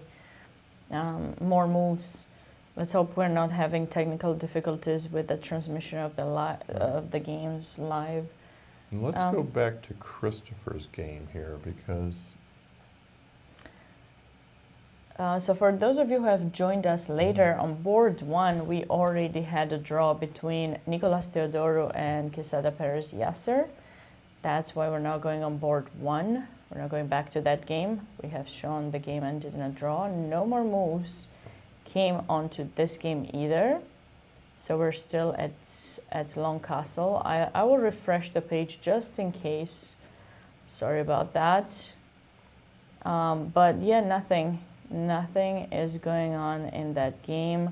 We had a couple more moves happening in this game, and this is actually getting a little bit interesting. We stopped here after bishop b7, and we were talking about white potentially pushing c4 at some point, but he wasn't rushing. But how exactly is he going to place his pieces? So Dariush played knight d2, and after knight g6, which we kind of anticipated because that pawn doesn't have sufficient protection by another pawn or the bishop, knight g6, and now g3. Always the nice kind of idea where we're restricting the knight on the edge of the board. And then queen d5, c4, and now queen to d7 was played. That's interesting that black actually decided to go here to attract c4. I thought that should be good for white to play that move. So, or maybe not, because now that's a weakness that black can take advantage of in a way when the bishop will go to g2. So maybe he just, you would think, oh, let's just go queen d7 directly because it's normal, we need to develop. But no, he played here because obviously, because of the diagonal, it was, and of course the pressure on the pawn in e5, it was kind of anticipated that white would go c4. So black is getting something out of this, although it seems like he's not. Queen d7, queen to e2, long castle, and now h4. Okay, so this is not the kind of move that you see when you realize we got opposite side castling. You are typically expecting that white is going to rush with the attack on the queen side and definitely not make any more moves, pawn moves, especially on the king side, since his king will end up being weak and that bishop is all open. So I'm really, really surprised of this move h4. What do you think? It's typical, there's a variation in the king's Indian attack where black plays b6 on move 7 instead of b5 that transposes into positions very similar, and white plays c4, and white is playing for a space advantage on the king side in those lines. But aren't those with the short castle for black? No, black can castle long in those positions, and it's dangerous for both sides. I think this position's very double-edged here. It is. So, I mean, it would be scary for me to play h4, I gotta tell you, unless this move has some kind of issue. So either play this or go for a3, b4. Yeah, I think, what black is suggesting here is that when you play a3, b4, I'm going to take your pawn, and I'm going to be able to cover the pawns on the queen side. It's very dangerous. It's very double-edged. Because you're having the bishop I have it protected, and then I'm going to come back to playing h5, h4 against your king, and I've got my bishop on the diagonal. So white is just getting ready for black's h5, so he just psychologically, reverse psychology or something, he's just saying, I'm going to weaken my king, let's see how you're going to be able to open it up. That kind of... Okay, sure. Yeah. And there have been some moves in the Christopher Wu game here, I believe. I refreshed my screen over here, so. Oh, it was? I did not see anything new. No, there's no new move. This is the final position. That's interesting. Let me see if you look at the screen here. Yeah, I understand, but you're seeing our analysis that we had. Oh, it's still there. Before. Okay, sorry. Yeah. So you would see if there's okay, now it refreshed. Now it did refresh. Oh, they actually went for our line. Well, they didn't go for our line. That's what I was saying. They played queen e7, which was the move I had originally suggested that we rejected, because this is where Christopher had rook to g4, which we saw was probably winning for black. So we had all this line played. Except this is, if you go back. Except this is where there was this spectacular move, rook to g4 with the double rook sacrifice, and then mate on g2. And I think we decided this was probably winning for black, and it looks like Christopher missed that opportunity. That was really good. I think if we turn on the engine for a moment, it says -2 in this position after rook g4. But a queen e7, I don't know if that's... Yeah, because you had suggested this. I had suggested that as an idea to try and get to the back rank, not necessarily in that position to play it, because we didn't like the queen trade. I'm surprised he's going for the queen trade, because I think he enjoys attacks a lot. Maybe he saw something we did not see. And you know, it's very surprising here how much time Christopher has left on his clock, because again, if we go back to right before he played queen e7, this is one of those positions where you'd say this is kind of a critical moment here. The white rook is trapped potentially forever on h1. I mean, white's going to have to be able to play f3, king f2 to get it out someday. And if you're sitting here with the black pieces, you have all of your pieces ready. They're all on the right squares to make something happen. And it's hard to strengthen your position more. Yeah. So when you have that situation, you have to figure out, how do I break through? The moment is right now. And with him having an hour still on the clock, I mean, Christopher should have really invested some time in this position to try and find a way to break through here. Because the position is sort of crying out for it, that white's playing a rook down and white's not fully developed. So can you force your way to the f3 square? And there is a way, as we're pointing out, to remove both of the white knights. Rook g4 first, take on d4, and then rook e2 and take on d2, and queen f3, and it's checkmate. Yeah, that would have been a really nice idea for him. Is he giving up completely the advantage after queen e7, though? He could be worse, because he's also a pawn down. So the knight is... Well, white is still kind of stuck here, so I'm pretty sure this should be the next move for black, just to make sure that the knight is not going to be able to move away from there because of the back rank. But can white do something like knight f1, knight e3? Yeah, it's still hard for white to untangle. So when I say white could be worse, it's probably, you know, it would be shocking if white's worse. But right, you have knight g5, as you're pointing out, to chase the bishop in some lines. I think white played knight f1, if I'm not mistaken.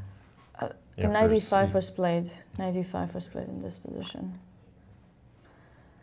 It does not refresh to me immediately. So. Okay, it's possible you get it before. Yeah, I think that's the current position that I have right now, is with knight e5. Yes, this is what we have at the moment. Yeah, and maybe this is still very good for black. I mean, it's very hard for white to untangle that rook there.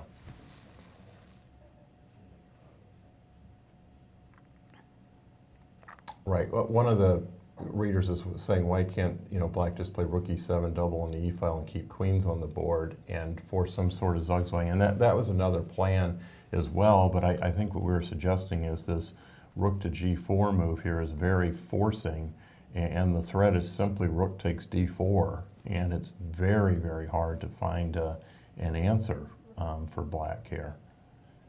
And I don't, like, if you play queen takes, say, d5 here, you've given up the pin, and then, you know, black, I think, can just play knight takes d4 here. And, you know, you have to take with this c pawn, and now rook e2. We have one check. You have one check. And that's about it. No more checks. We're threatening mate. Oh, is this an option?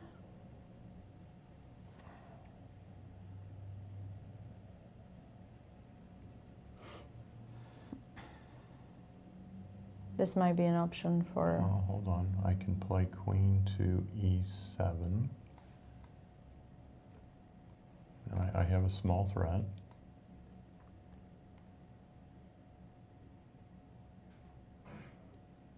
It's not as easy as it looks, but... It's not easy. It's not easy. Nothing is easy. Maybe we have this idea with queen Well, e3. but hold on, I may be able to just play rook takes, the rook on g takes e4 and then take on e4 again. I'm still threatening the back rank mate. Yeah, but I'll just, oh, you want to take with the rook? The g rook. Mm-hmm. And Yeah, then yeah, after but d when I takes, take, and you then want rook to take takes the, e4, yeah, and then sure. I'm still threatening the back rank mate. But I have queen c3 in that case, so Yeah. I might be able to hold Yeah. on. But I think you should be able to bring in the queen much faster here. Maybe you can go queen c7 in this position, and this rook has to move somewhere, and then the queen can come in and have all those threats. I don't think they're going anywhere. Mm-hmm. This is not going to be a position for white to survive necessarily, but of course, you know, there could still be some defenses, some defensive ideas, of course. I'd be shocked if white's surviving after queen takes d5. I mean, yeah, sure, there shouldn't be a survival here. We probably could try even other things in this position. yeah. And Maybe now we, queen e7, but then there's potentially that Right. check to trade. Just this decision, as you said, of trading the queens does not seem ideal for black. It's true that the rook is stuck here, but there could often be ideas to escape from that, so you wouldn't really want to. right, but it's still a difficult position for white when you look at it. It's still very difficult to extract the rook even when the queens came off. But that's certainly an interesting position. If we go back to Darius's game, he has executed the idea I suggested of, you know, gaining space with h4, h5. And these are interesting positions here. You know, black played h6 now. And, you know, black can't expand on the queen side. So white's eventually going to build up this attack Sabina was referring to with a3, b4, bishop d2, put the e-rook on b1, and aim all the rooks at the black king. And black has to try and, you know, do a similar thing to white by playing g6. But when you do that, you've weakened the f6 square. And if you stick a knight in there, and sometimes if you trade that black squared bishop, now you've made your king much more vulnerable on the queen side because the bishop can come to f4 in some lines. But h6 was necessary for black to play, because otherwise if you play g6, most likely white will answer like this. Yes. And then black's way of opening up the king side has reduced to playing f6, which typically doesn't really help as much. And I don't even know how you do it, because obviously now you're losing some material, and if you're not ready to recapture it, it's going to be an issue. So h6 is a very important move for black to play. That's why in this position, after h5 knight there, he decided to go for h6. Right, and typically, I've had similar positions to this, but my knight was on d7 and my queen was on c7, and that would be sort of but the move order was different in this opening. Right, so. that's what I was kind of saying earlier about the positions that I'm playing myself. Yeah, the knight goes either that way, or oftentimes it ends up going into c7 that way. So this seems worse to me for black than the positions I'm familiar with, because in those positions, white has to guard that pawn on e5 because you've got 3 pieces hitting it. Yeah. Whereas in this position, black doesn't have that pressure. Yeah, he's behind. He still needs 2 moves, queen c7, knight d7, to actually reach the pawn and try to get it. And white might just end up just giving it up, or maybe still defending it a little bit with bishop f4 and just maintaining the pin on the knight that's going to capture, and then you might not even be able to take it because this knight would retreat and you would lose your piece in e5. So it's a little bit tricky. So bishop g2 was played in this position. So this is what we currently have. Any other changes? Let's see. I think the VAR game has changed and something has happened here. This got tricky for white all of a sudden. He played knight b3 and then bishop b5. Maybe this is what he was worried about. Rook d1 and now e4. Wait, rook d1. Oh.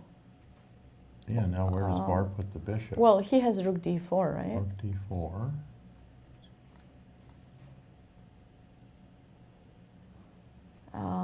Queen a6. And then bishop d1, I guess.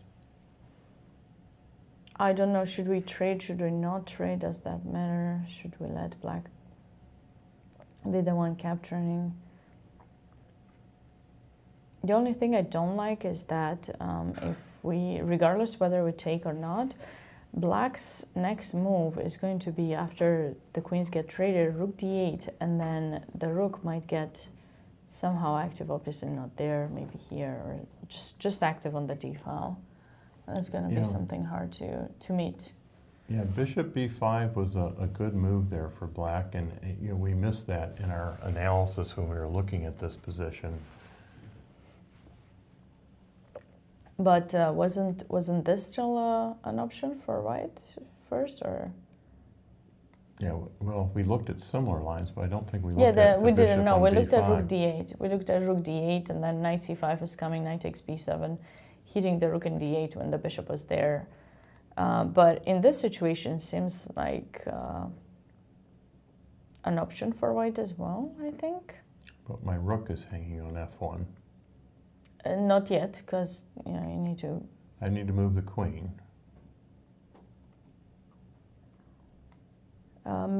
Maybe you want to go on this other side of the board. I'm kind of worried if you stay here. I want to play a3, and you won't be able to take here because now I'm escaping with the rook from the attack with tempo. So. Right, but Var didn't play that. No, he played rook f to d1, and then black played d4, and now he's thinking. Now we got this position, and he's thinking. Right, but it looks like rook to d4 is forced, or otherwise you've. Knight you could play knight c5. c5. Knight c5 is the other option here for white. And because this has blocked the queen's exit over there, so depending on, I think this might be a slightly better option for white because it doesn't allow the trading of the queens. I don't think white wants to trade queens in this position, so I feel that he should try to hold on to them as much as possible. Now, if that is really possible, we don't know yet. So let's just say here. Now we still cannot go rook d4 because then they would take, this rook would be hanging and the bishop. So let's play a3. And if he takes, I was thinking, well. Yeah, I think rook d b1 makes sense. Now you got to figure out where the queen goes because you're. Well, you could also try to offer a trade. But. And then we have to trade. We don't really have much say in that, but now two pieces are hanging. Do we go for this line? Maybe we could go for it. And he's gonna take, and who's better and why? At least the position has changed. It's not totally symmetrical anymore. And black looks okay because you've got to really guard probably the rook, and then black can play b6, and you take on g2, and black's a pawn up there. So this looks very okay to me for black. So.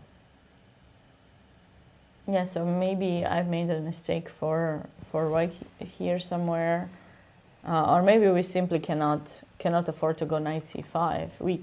It seems that we kind of have to go for this move because the bishop is hanging, so we didn't move the rook. And as I showed, if we go here, he takes, and we don't have a way to escape with either one of our pieces from the attack with tempo.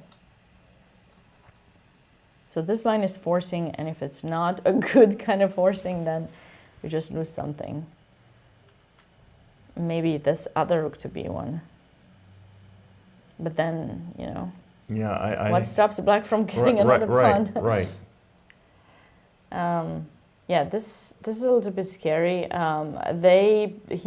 Looks like Var did play rook d4, queen a6 was played, and the queens got traded. So we might go for we might see potentially some kind of a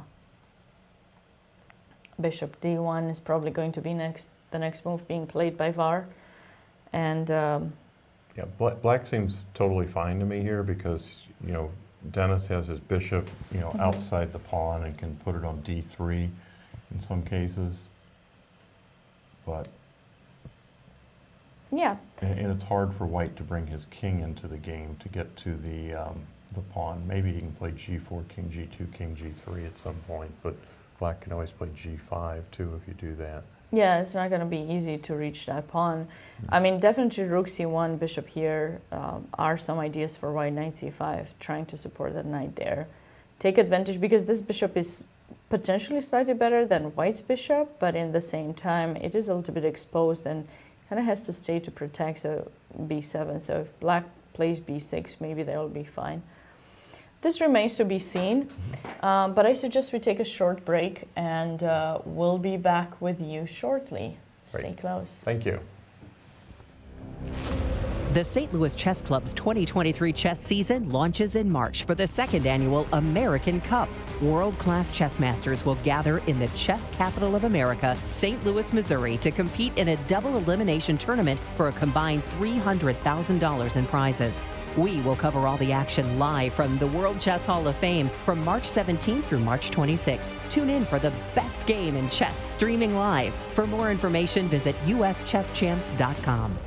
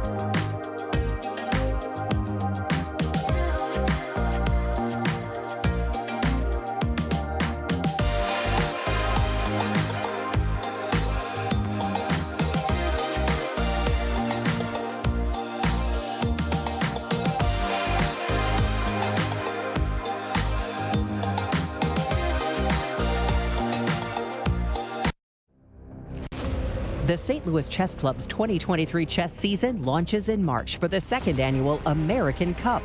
World-class chess masters will gather in the chess capital of America, St. Louis, Missouri, to compete in a double elimination tournament for a combined $300,000 in prizes. We will cover all the action live from the World Chess Hall of Fame from March 17th through March 26th. Tune in for the best game in chess streaming live. For more information, visit uschesschamps.com.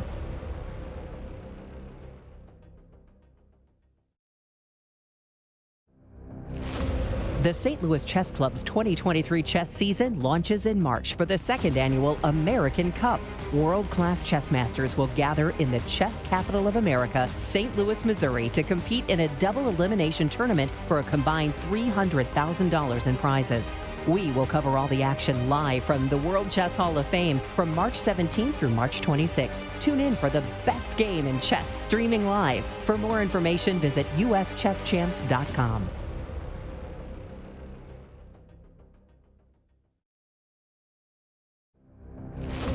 The St. Louis Chess Club's 2023 chess season launches in March for the second annual American Cup.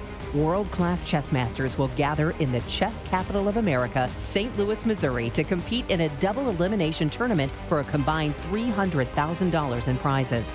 We will cover all the action live from the World Chess Hall of Fame from March 17th through March 26th. Tune in for the best game in chess streaming live. For more information, visit uschesschamps.com.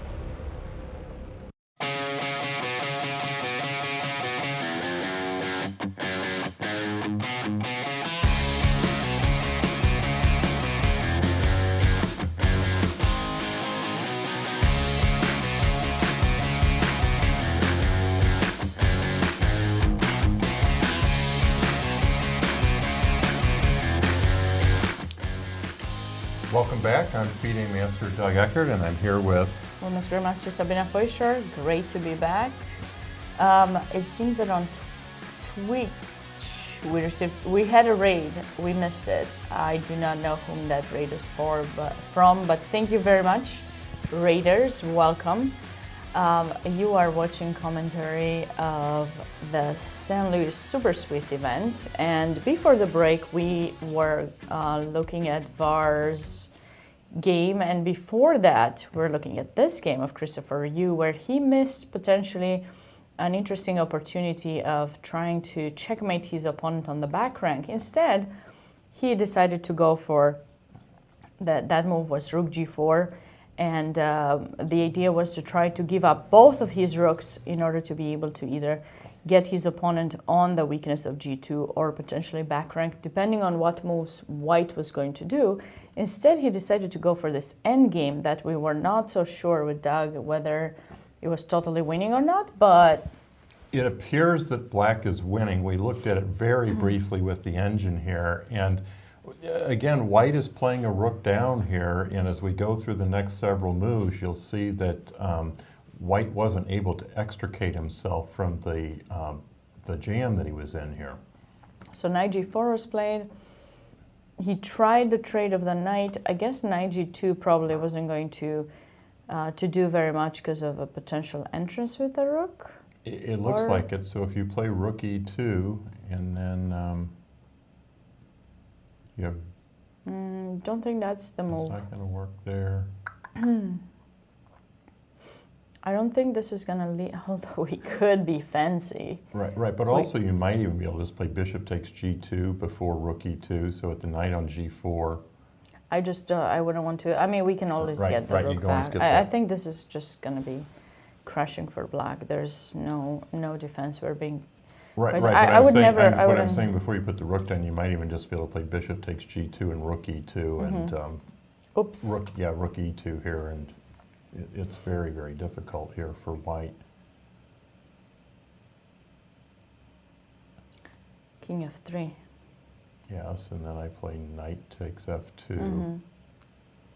Yeah, this rook will not survive this attack. It will not be survivable. Right, and I'm thinking after rook g1, I can play knight to h3, and then if you have to go back, I can play h5, and don't I have your king in a mating net? Yep. I think white's checkmated here.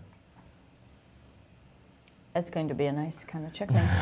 But going back to the game, White decided to make some trades, to trade some pieces, but unfortunately it doesn't seem that it was sufficient either way, because even if knight g2 was possible, and now we escaped a little bit from the mating net, rook f3 was played. I love this move. This is a really nice restrictioning move. And now this other rook is planning on coming to e2, and that would be very unpleasant. So White decided to go knight to f4, and now Christopher, considering that this rook is trapped forever in h1, he thought he can afford to give up the exchange, but it just seems like he's actually playing with an extra piece, because after rook e2, this king is not going anywhere, and neither is this rook. So White is totally restricted over here, and he should be able to just start grabbing some material, bring in his king, and just maybe create a pass-pawn win on the queen side. Yeah, it doesn't look like White really has any moves, because, you know, Christopher, I mentioned that he likes to do problems. He's a big fan of zugzwang positions. And if you think about this position right here, White can only have his rook on d1, or otherwise he loses the rook, because if he goes to c1, then Black has rook g2, rook c2 check, winning the rook. So I think this is a position that Christopher is going to try and run White out of moves.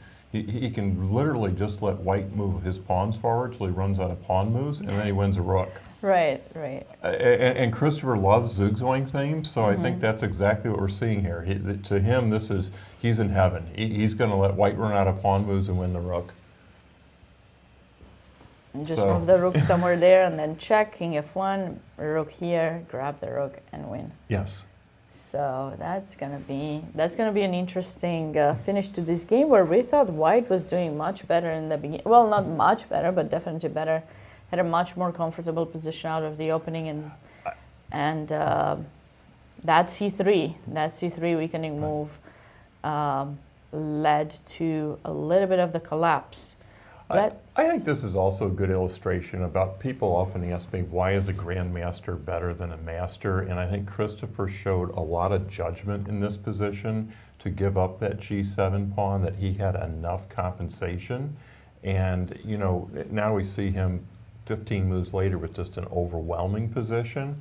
And it was very difficult for me as a lower rated master to see that Black had sufficient compensation there. And I don't know, Sabina, how you feel about that, but it's one thought that I've had over the years. Oh no, I thought Black was worse. I didn't think there was enough compensation in that position at all. But Christopher was able to find it and prove us wrong. So yes, that's on board really 3, we've had quite a bit of change to the position there. Okay, you've already yeah, got it seems like Black was able to follow up with the plan that was suggested to play g6. As for White, he did end up breaking through the position with a3 and b4. So g6 was played, a3 captured. Now Black was able to semi-open the g file. He still has to play possibly some h4 and try to be mindful that White doesn't go g4, g5, g4 against h5, g5, something like that, to keep the g file from opening. But White is getting active on the queen side as well. Capture, capture. And now, as you somehow suggested, Black took the pawn, and he's going to try to prove the fact that his bishop, with the pieces that he has on the queen side, he's going to be able to hang on to the extra 2 pawns that he has right now, because he took one there and one here. And is White going to be able to find a way to build up his attack? Bishop a3, a5 was played. And of course this move somehow has to be played, because if the knight goes back to c6, I believe this is something, either takes or bishop d6, possibly takes. I'm thinking. Yeah, I think this is the end of the world for Black here if all the lines come open on the queen side. So yeah, so you don't want to get into these kind of positions. So a5 was played, and this idea you may have been able to see with reverse colors. White is doing it sometimes in a banco. After they take the pawn in a6, they usually end up placing one piece in b5, and they try to support it with a4, pawn in b3 and pawn in a4. And It usually ends up being a bishop. Sometimes it can be a knight, similar to how this position is. So quite a typical idea to maintain this side of the board. Yeah, I have no Locked. idea what the computer evaluation is here, but I think this position's still very double-edged with all three results possible. It's not that easy to see how white is going to break through on the queen side. You know, if you have to give up the bishop and then sack an exchange to get something on b4, do you have enough material left over there to deliver a mate? Maybe you do, because you're going to have the knight on e4 to come to d6, and then, you know, if you can trade the light squared bishops, maybe it's airy, but black's going to play rook g8, h4, and start loosening your king too.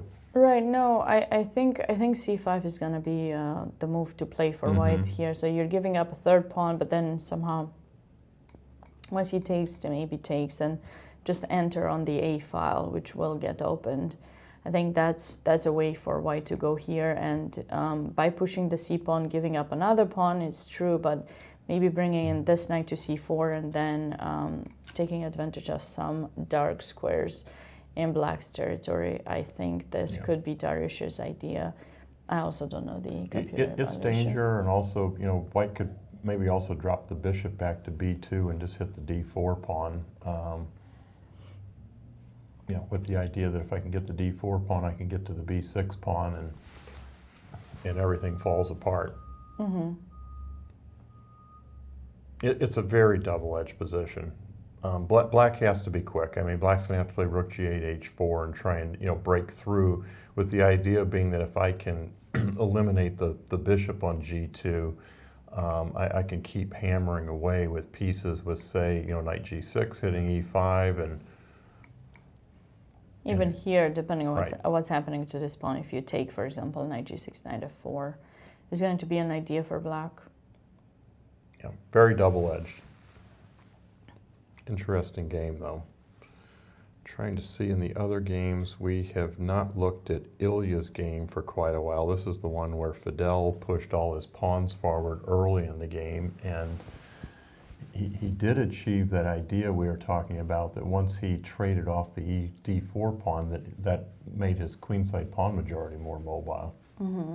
So if we go back to where we were, that pawn was stuck on c6 quite a number of moves ago. Yeah, I was just mesmerized by how that pawn got there, because last time we saw it, we were going back move by move. Slowly, you see that e5 move that I mentioned that had to be played, and Fidel just played it immediately. He doesn't have much time to waste, because if white gets the chance to block that square, then you're in trouble. Can we go back 2 moves here? Because this is where, when white played h3, I think you suggested knight takes d7, which seemed to be kind of a strange move, but we made it effective. And I'm curious what the machine would tell us right here to see whether or not your judgment was correct here. And yep, sure enough, knight takes d7 is actually the top engine move. So let's congratulate Sabina for coming up with a very interesting idea, and that maintained a nice advantage for white. But not with this one, though, not with knight e5. It says knight g5 here. And right, with the idea of h3 and then... yeah, just chase the bishop away.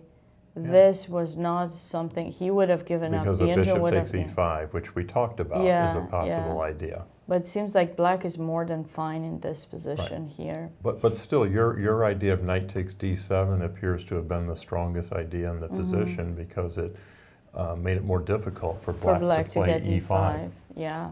And this is kind of interesting, because now you're going away from the e5 square, but you are having these kind of h3 threats. So, for example, if black plays e5, you just go h3 and then you capture here, and this is going to be a little bit different, because this knight after that most likely is going to come back, either take this bishop or just come back to our c5.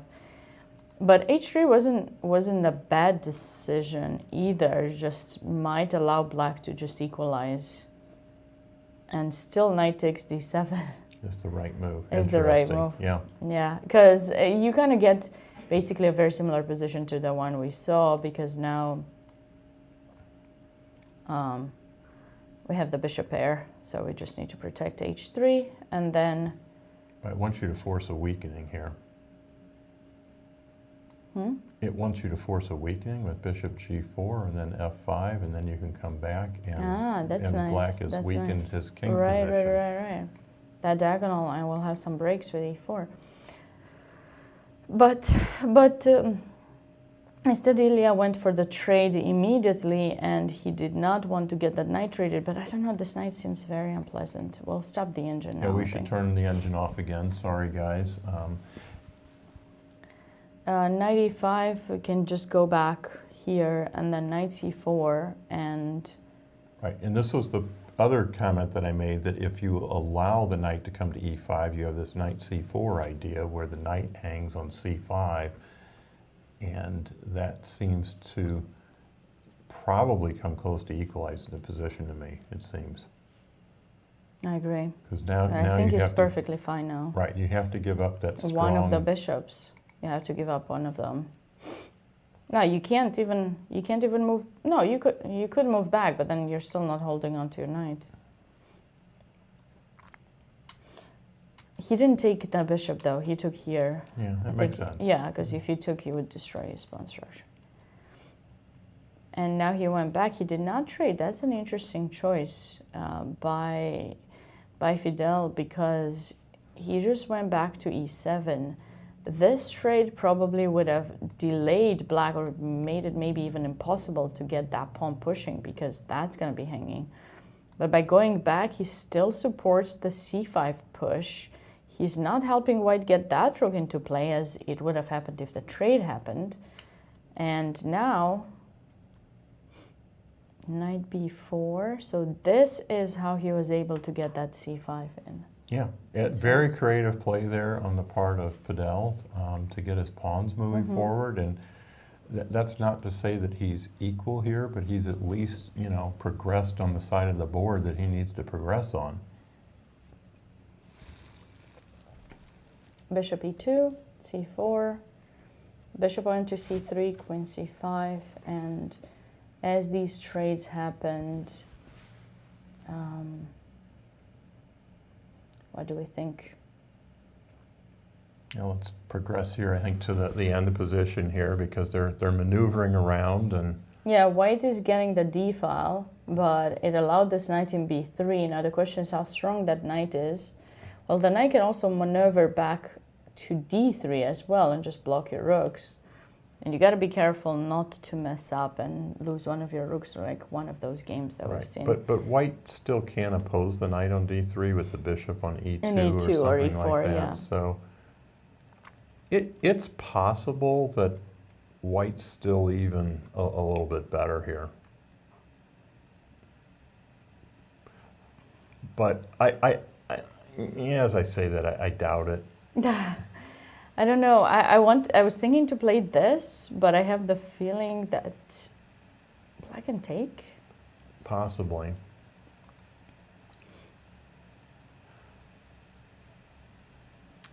Yeah, this is very interesting. This is a very interesting position that... It's kind of, difficult here for white because, white's pawn majority is on the king side, and if he tries to move his pawn majority forward, he's exposing his king. And if we get into an ending, I'm sitting here thinking that the best white can hope for is a rook and 4 against 3 on the king side, and that's probably a draw. And I don't think that white's going to create a mating attack in this position, unless you can somehow force the black queen. No, but I'm kind of worried a little bit. You have a weakness there. About this push, yeah, because the pawn in b5 is weak, and if I could somehow even trade queens and then get one of my rooks here, the other rook there, and you're not... I haven't decided what I want to do about the knight, obviously, now or anytime soon. White will have the opportunity to take that knight. Oh, he took it as I was saying it. As I was saying it. I feel like we have this saying in Romanian language, and I don't know how it goes in English. And he's going for your idea here with queen c3. Okay, to try. All right. Do you have a saying in English that's similar to, it sounds something like your mouth, like your tongue is predicting things or something like that, like Right, you're anticipating, Yeah, when or you're it's intuitive. I think is really similar. yeah, no, Maybe but not that's quite just, right. we have this like really tough saying that usually you're anticipating bad things, but I don't know if this is Well, better. your intuition is to warning you that there could be a problem here. Yeah. And, So it's tricky. but- This position is very tricky. But black doesn't have to trade on c3. I mean, he can probably allow white to trade. Of course, you don't have to trade, but we have this threat where we are trying to mess up your pawn structure, which, yeah, that's going to be something to be worried about, but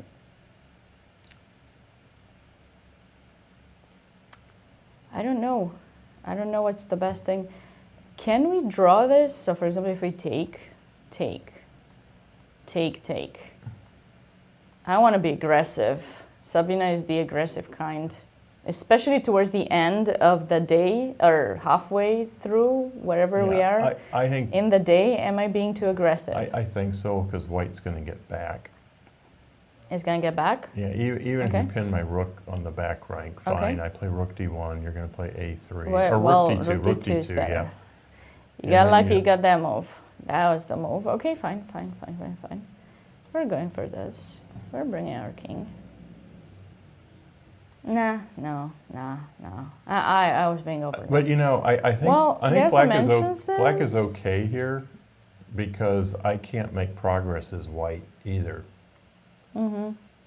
But maybe you're right. Maybe if the king gets to a4, But white will be much faster on this side of the board. I'm pretty sure in that line. I don't think we can get it there.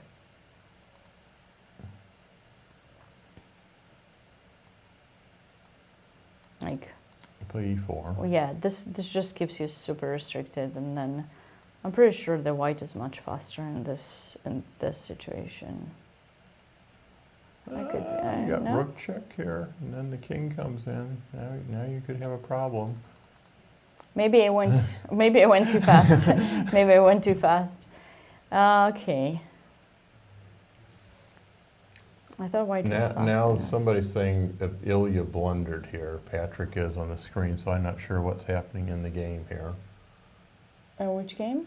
In this game, he's saying Ilya blundered. This is the game we're looking at. I don't know where This we're is at. the move. This is okay. We can go back and forth and see, but this is the current position. This is what they have. Okay. So Okay. Now he's suggesting that isn't what happened. Yeah, rook takes d6, and maybe your idea works, but that's a horrifically critical decision to make here as black to play b4 in this position. I mean, it's really, really hard to... well, when you're passive, if I get this move in, I can only be the one playing for a win. Yes, yeah. I think that's kind of necessary. I mean, should we check?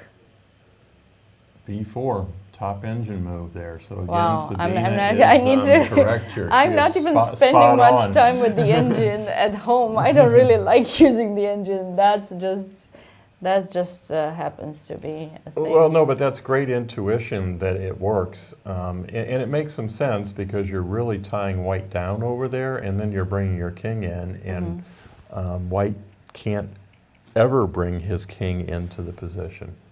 So, Right. in that position we were looking at was, say, the rook on a2, that if we go all the way back to where we were, and don't play e4, I think you have to, as white. You think maybe to play king f3? If you bring your king all the way across. But I'll come this way, unless you come that way, but then you give me the center. So the problem is, I think I do have to play e4. Yeah, I have to play e4, but I don't think I have to come up to d4 like we did. But I could come to c2, but then the rook, once black reaches with the king, oops, I wish I could make the arrows correctly. Once black reaches with the king here, he protected the pawn, so even if you make it to c2, then I suddenly just come this other side. I know, that's a real serious issue. Yeah, that's the problem in that position. So,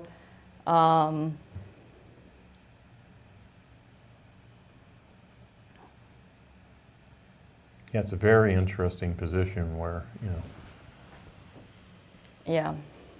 White's a pawn up and might be struggling in this position to hold it. And again, you know, it just goes to show you that king activity in an endgame is just imperatively important. Mm-hmm. I think there's this this course that I'm studying right now. I just started looking through it, and that's one of the things that's mentioned in that book. It was by Swiercz, and I think it was the Swiercz endgame book. Anyways, So I'm not sure where they're at in this game at this point. So. This is supposed to be the current position, but yeah, let's look at someone else, and we'll be back with this endgame and see future developments. Okay. And someone was saying that White was winning in the Swiercz game, Darius's game. So why don't we go back to that one? Ooh, yeah. Well, White has gotten way more in this position than we expected. Okay, well, I definitely expected that move was going to be played eventually, Right. but and not. Someone was suggesting in the not chat this fast. That knight d6 was already winning here for White. And the questions come again, hey Doug and Sabina, is it easier to calculate over the board or on a 2D board for you? And appreciate the thanks for the commentary. Sabina, I'll let you start with that one. Well, I think if you want to become, you know, a strong player, you have to kind of learn to do both. But since most serious games are being played over the board, you should definitely spend a lot of time, you know, setting up your positions on a board and doing calculating on the actual board. I prefer a physical, you know, 3D board, but a lot of my training these days, my personal training happens on a computer, so I'm used to 2D. I actually get very dizzy if I'm setting up a 3D 3D pieces. There's a way to set up 3D pieces. I can't do it, so I either do it on a board or 2D. I can do both. I'm training both, and I think you kind of have to.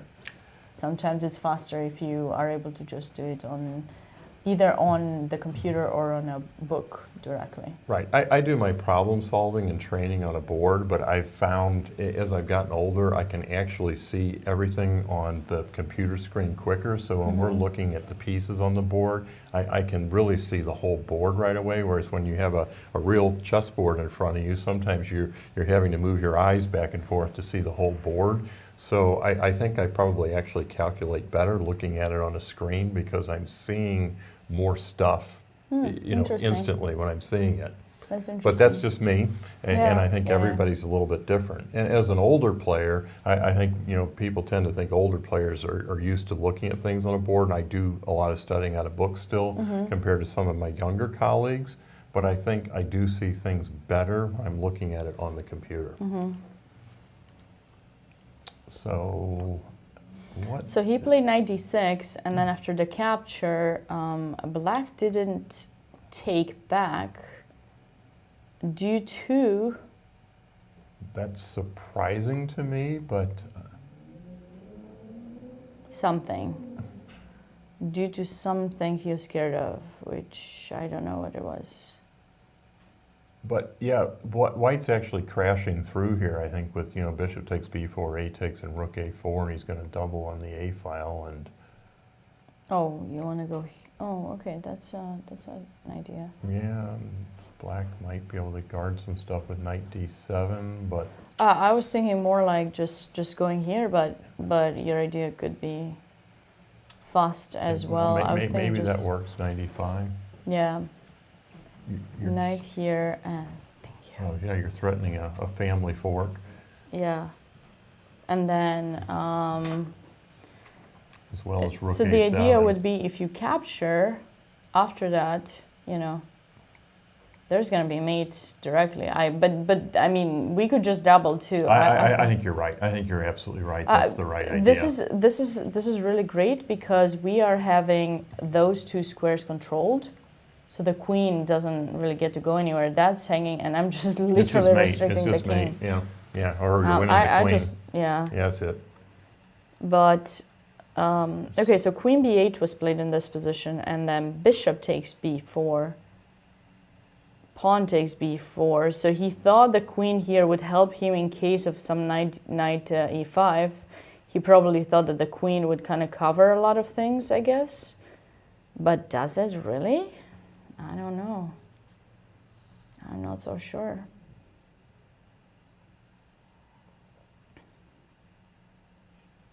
This also might be a position where white doesn't need the queen. I was going to say we're thinking the same here, and it's just over anyway because of f7 and rook a8 and the other rook. This knight is a beast. This is like a monster knight. Right, because if you play queen f3, you're threatening rook a8 mate.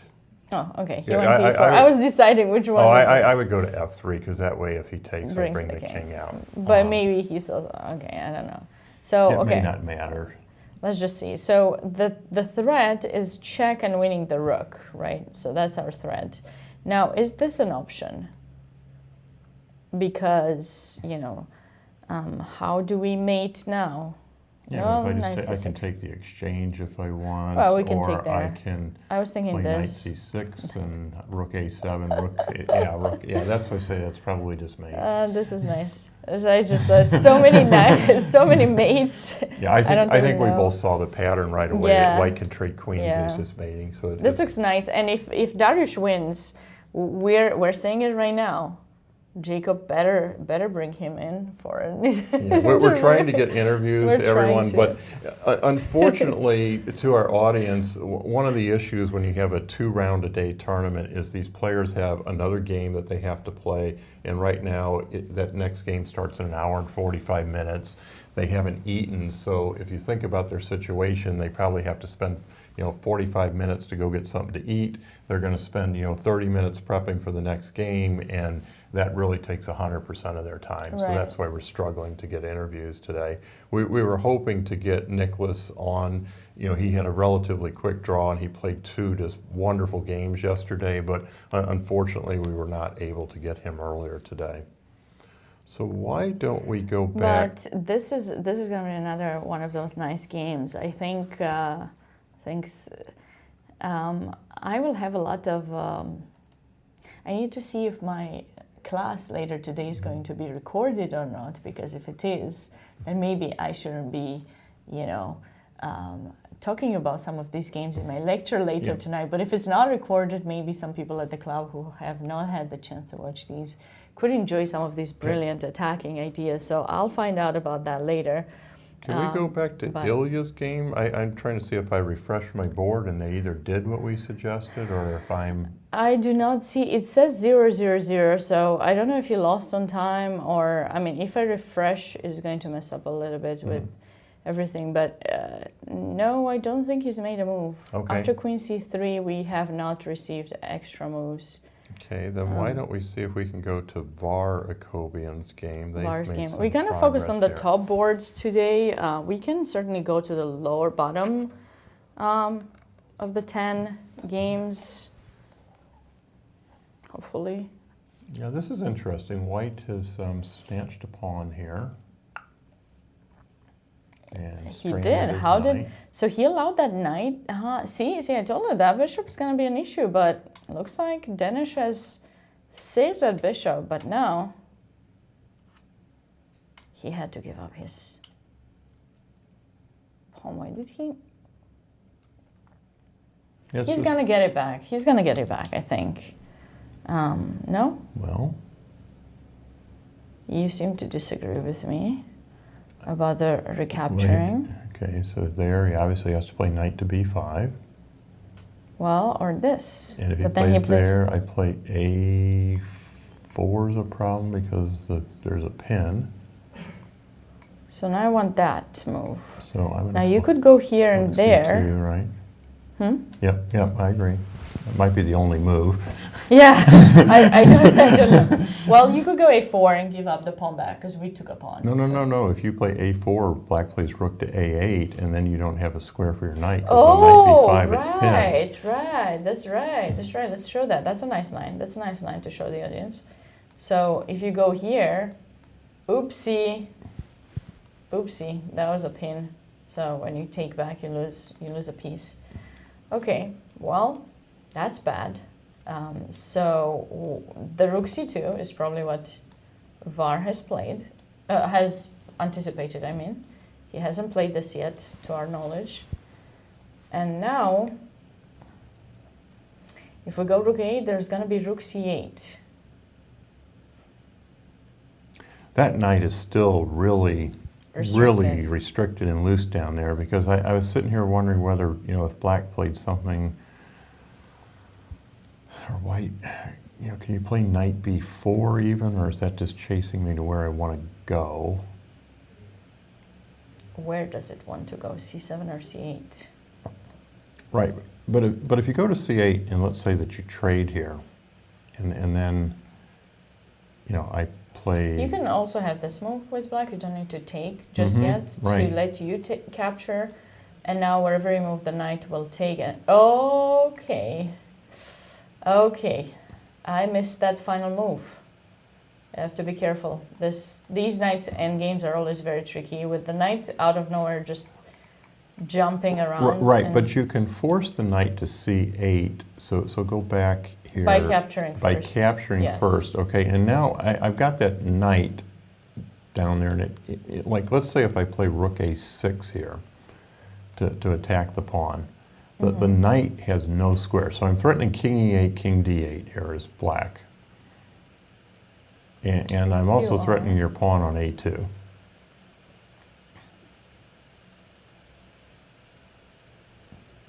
Well, I was thinking to go a4. Okay. And then after this, I was thinking to do this. However, you do have that idea, which I'm sure you'll play. And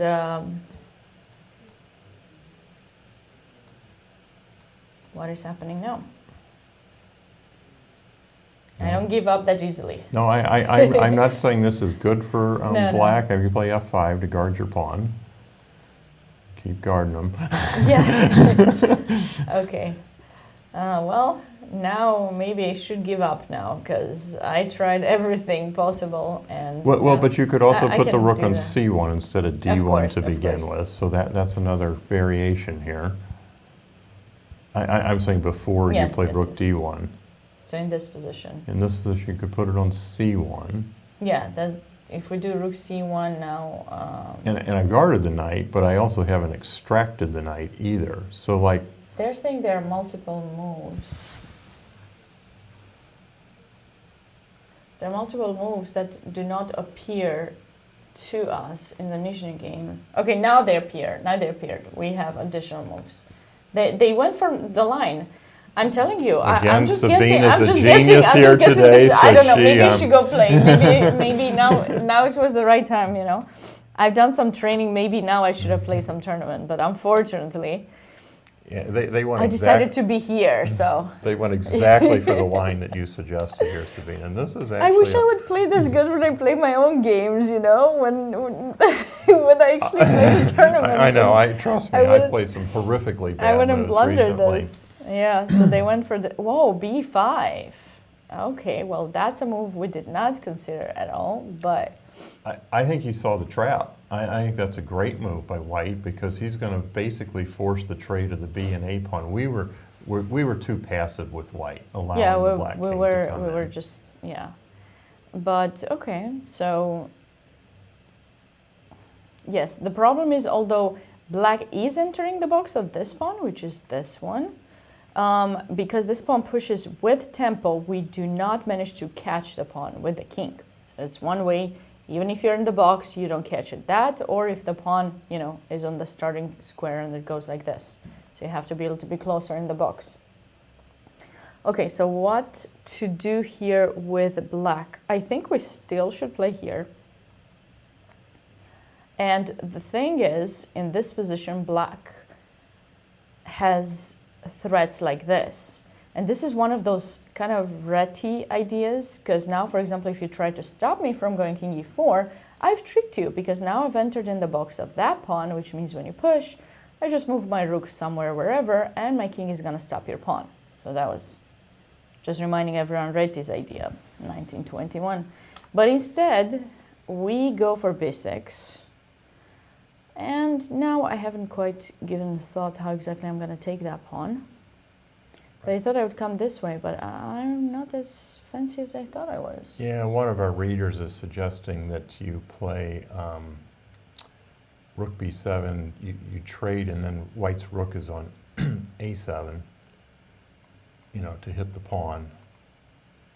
No, I want to enter this way. I don't think you should give up this pawn. I don't think you should give me that much compensation, but then you don't activate your rook, so that's debatable.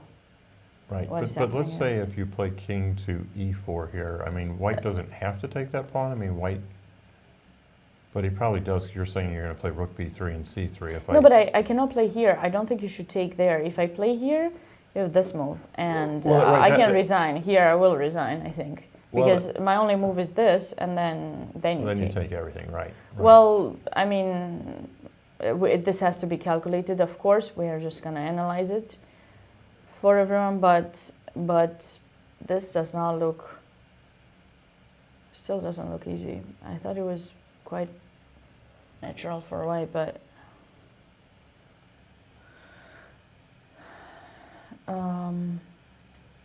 what is happening here?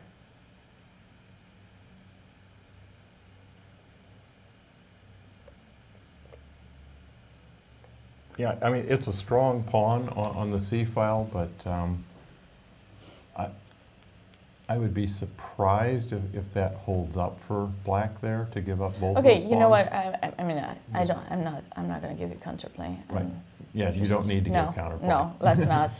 Let's not do that. Let's just do this, and this pawn eventually is going to fall, and we'll end up having two passed pawns. Like, all we have to do is just make sure we get this pawn forward, the king coming in, and then this should be winning because you don't have a way to activate your rook. Black cannot take the defensive approach in this position. He has to be mindful about things. So that, I mean, I would love to play this move, but I think rook d7 is just cutting down all chances. Unless the 4 versus 3 is winning, right? I mean, I don't want to be the... No, but you have no way to get 4 versus 3. Yeah, I think when you have 4 versus 3 plus a weak pawn over there. King and pawn. Oh, king and pawn. If we get king and pawn, we would win. Oh yeah, if it's king and pawn, we should be able to win it. It's a win. Yeah. Yeah, we'll just give up create a passed pawn here, give it up, bring the king that way, grab those pawns and win. So that's quite easy. This cannot be allowed. So we need to come up with a better move for black. Okay, so takes rook a7. Again, I don't believe black should give up this pawn.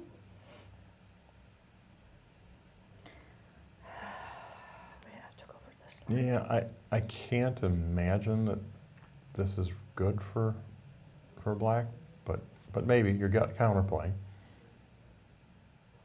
The thing is that even if you get all those pawns, rook versus 4 pawns is a draw. Even rook versus 3 pawns, there's a way you can draw, I think. Yeah, but rook versus 4, I mean, you know, it's hard with the rook. It's hard. Oh, wow. Oh, my goodness. He got scared. Ilya got scared, and he allowed this move, king d6, and I think now it's... Now a... What is going on here? Yeah, you know, and this just goes to show again how complicated this is for GMs. I'm curious what the engine evaluation is after king e5. So it says plus 0.3 after. But I'm curious what line, because in endgames it's gonna change. So this was our line, right? Yes. So rook b7. See, it doesn't give it directly. Yeah, that's a better way to. I just followed the line you suggested, but this is a little bit better for black actually, yeah, because it stays on. So that's we didn't realize that. We didn't see that, but this is definitely better for black. The other line, was it losing? And just as an idea to keep in mind, because rook endgames are always so interesting, and whenever you think you're winning, you're finally finding out that, oops, nope, you weren't winning. Okay, so this loses. We said that. Yeah, this is okay. This only move. Yeah, one of the commenters is saying that we're seeing the problems that the engine defends, and it's like, yes, that's a very common situation that you see the problems and then the engine finds it. So yeah, it's not shocking to me here that white is winning this position if he just goes over and grabs the pawns. I mean, practically. Yes, it says rook b3 +2, so most likely is the best move here, but most likely. And then you just take everything, and you could hold on to a pawn to the pawn a little bit longer if you wanted to for this move, but I don't know. Yeah, but the engine's saying it's no, winning. but the other line too. This is so nice actually.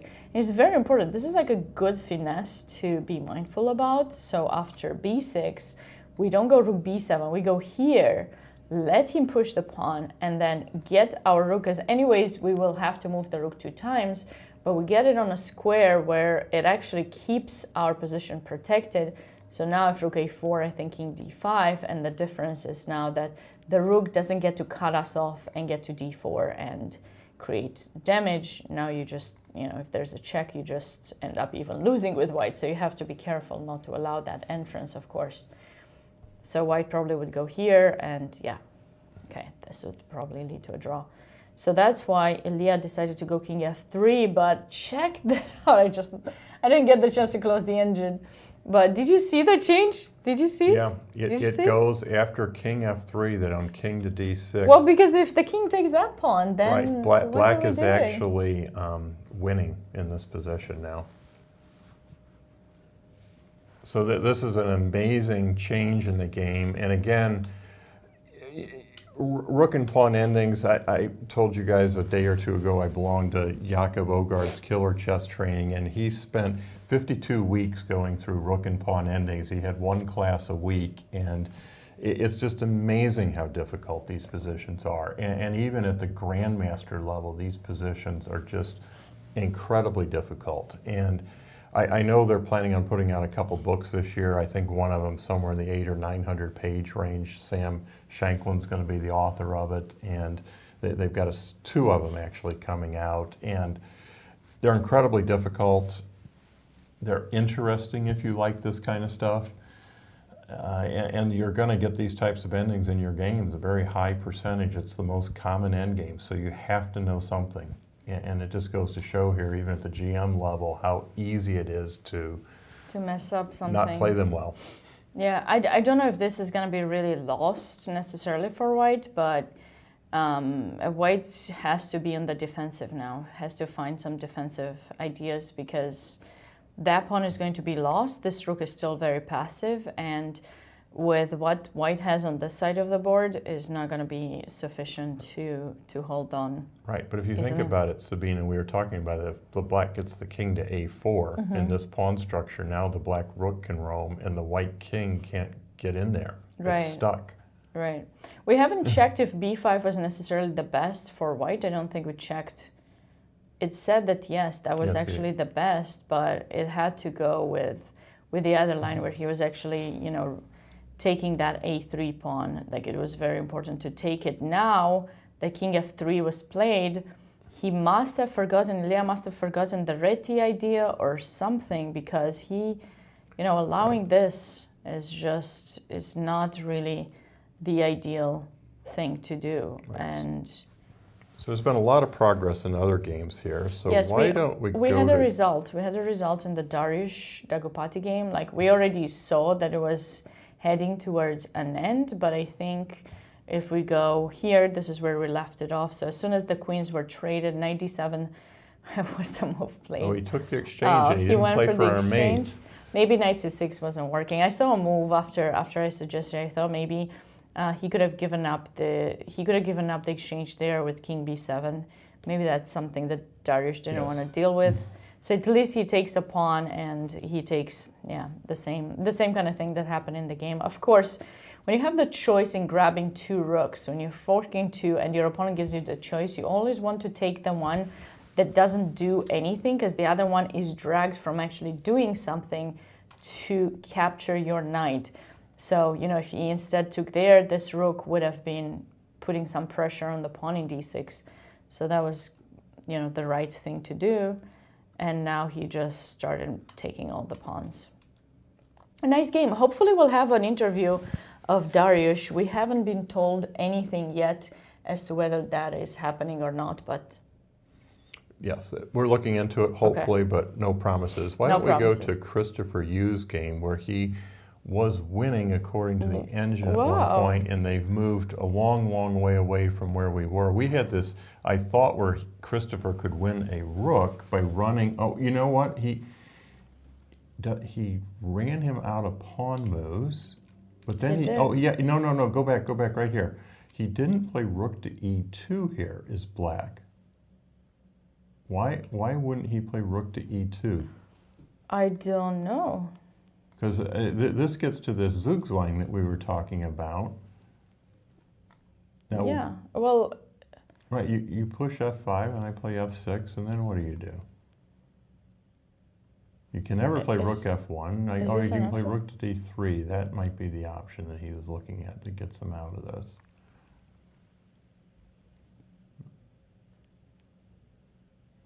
Yeah, that seems to get him out. Yeah.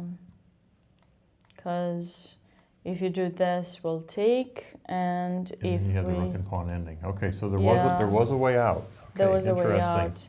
So could he have played, instead of b5, should he have played something like d4? You know, and then play king d7. But I don't think he makes it, because white can just be like, push both pawns. Listen, I see your idea. I'm not letting you get what you want. Okay, sure, we take that, and then you go here. So what was more important to take? Which pawn was more important to be captured? Because now we can get the same kind of position. You just need to see what pawns you wanted off the board. And Christopher may very well be winning doesn't still. Need to, wait, he doesn't need to take that. Now he can take here to have that pawn taken as well. And now, because this can be captured, I believe, anytime. So obviously, I guess this just leads to a draw, right? Oh no, I can't even. No, this is bad. Yeah, I have to go in and take the rook and go into the ending. Into this line, and I see. So maybe Christopher played it better. Interesting. So, you know, congratulations to Grandmaster Antipov for finding a way to extricate at least his rook out of here, or a piece. But the ending may still be lost. So I think they've made more moves than what we've shown here, if we refresh. Oh, yeah, no, I mean, I'm making the moves. I just want to say we were in that position because we're analyzing. Yeah, I didn't catch up with what happened. So they got into this rook endgame, and he went back, rook to c6. He didn't want to give the a6 pawn, which makes sense. So now he's grabbing that pawn, and so Grandmaster Antipov is holding on as much as he can, protecting that pawn. So now he wants to take h5, and Christopher's giving the h pawn up. Here. Okay. Well, this is an interesting endgame. I can't believe he... Oh, he didn't miss that idea. This is a very typical idea. For those of you who don't know, it's very easy to fall for. So there's a check, and if you're not careful and you're going on the wrong square, you can suddenly meet with this move, and now your rook is being blocked from stopping the a pawn. And if you trade, right, now black just promotes that pawn. So this is the reason why white ended up going with the king back. Of course, you never want to go back. You always want to go forward to support your pass pawns. But sometimes you have to stop. This is going to end in a draw, I think. I think so too. And normally connected pass pawns are great, but with those widely separated pass pawns, black's got to use his rook on one and his king on the other, which is, I think, going to allow white to come in and save the game here. Mm-hmm. d6. Whew. This Right, so you take on h5 with the rook, right?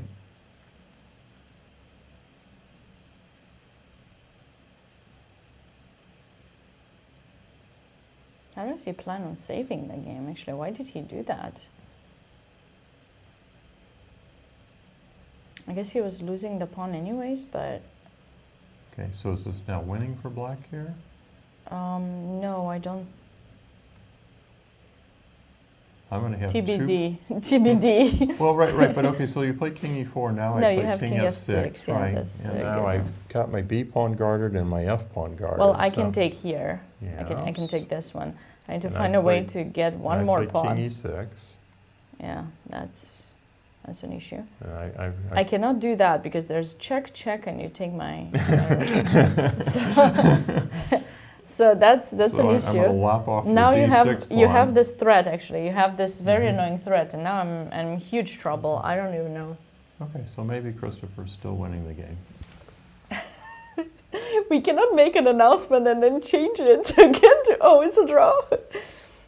People are gonna think we're not serious. Let's make sure. We're very Let's make serious sure. in here. We I can are, assure we are. everyone of that. I was just kidding. But we have said no, it's a draw, and then 5 seconds later, that's what's happening in rook games. For those of you Yes, who, you it know, can. as Doug mentioned earlier, and they're not easy. People say, you know, when you don't know what to do in a position, if you Let's- think you're worse, get into a rook game. But you know. Let's go to VAR Akobian's So game. we're not gonna decide. You guys, you gotta figure it out yourselves. We will leave you here. We'll leave you hanging. We'll be back to this game. Doug does not want to take responsibility for it. I'm just kidding. No, I'm just kidding. I made my statement, so I have to stick with it. So, Okay, you know, if I'm okay. wrong, I'm wrong. Okay, no. I thought it was really interesting in trying to save, because that king f6 is definitely a move that is a nice kind of is a very nice idea, because you don't go with the king from in front of it. If you were to go there, then there would be this check, and you had to go back, so white would be able to push. But that move was very, very strong. Oh, this actually happened. No, it didn't. King d4. This is the position that they have. He played king d4, not king e4. Okay, this makes a little bit more sense, actually. Yeah, The only problem is you're staying on a check if you are on the d file. Right, but if I play king f6 here, Well, this helps white to have that move in some lines. So I think here after we take, and you go king e6, which is the move you play, right? I think so. Then there's going to be this check. Then we have that square, which with my silly decision to go to e4, I didn't have. So okay, here, but where does white go? Does he play rook f3 to hit the f7 pawn? well, now I could do that, but I also have possibly this move, Or I there? think. Yeah. And the point is that, you know, when you take, I want to take, of course. If you push it, I need to double check things, but I believe that in this position, if we push this pawn, I was going to put it on f6. f6, okay, that's fine. I think if we keep them cut off on the back rank, white should be able to win, although they're separated 3 files. Yeah, but if you queen and then play rook f7, Mm-hmm. and then I have rook f5. F5, yeah, and I wanted to play here, and you have this move, but then I have this move, and then you can try to hold on to this pawn instead. I should be able to make a draw. I think my king is close enough. Yeah, that seems right. I think I could come here, and then... It's an interesting This should be a draw. position. I think we should take a look at a couple of other games here. So they got this position. So this position might not be a draw. I don't think this is a draw. Okay.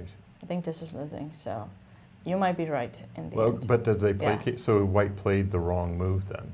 Yeah, d7 was, well, because he didn't get the king cut off. I'm very surprised that white's choice was this. I mean, unless there's something I'm missing. Right, he could have taken on a3 here is what we were suggesting. Yeah. And after king here, you want this king to go as much in the back as possible. So we suggested this move, and I don't see if we missed anything. Let's see if we're right. Let's see if we're right. With the engine, you mean? Or, yeah, with the or engine. this. Oh no, it says it's still winning. F6 is winning according to... Oh, I missed this move. I missed this one. Oh, yeah. This is the only move. Okay. That line that we suggested, yeah, this... No, it's not. Still? Seriously? Oh, rook a6. Rook a6 oh, rook is a a6, draw. rook d6. Yeah. Nice. Okay. Well, we've made some mistakes. see, that's why we have to go back sometimes. But anyways, so Christopher seems to be winning now. So good. Which game should we go to next? Let's go to the Oh, we could also take a break too if you Okay. wanted to see. We'll take a check. very short break and come back. These games are coming down to where they're starting to finish pretty rapidly here. So why don't we take just a couple minutes? Yes, we'll be back. Stay close. The St. Louis Chess Club's 2023 chess season launches in March for the second annual American Cup. World-class chess masters will gather in the chess capital of America, St. Louis, Missouri, to compete in a double elimination tournament for a combined $300,000 in prizes. We will cover all the action live from the World Chess Hall of Fame from March 17th through March 26th. Tune in for the best game in chess streaming live. For more information, visit uschesschamps.com.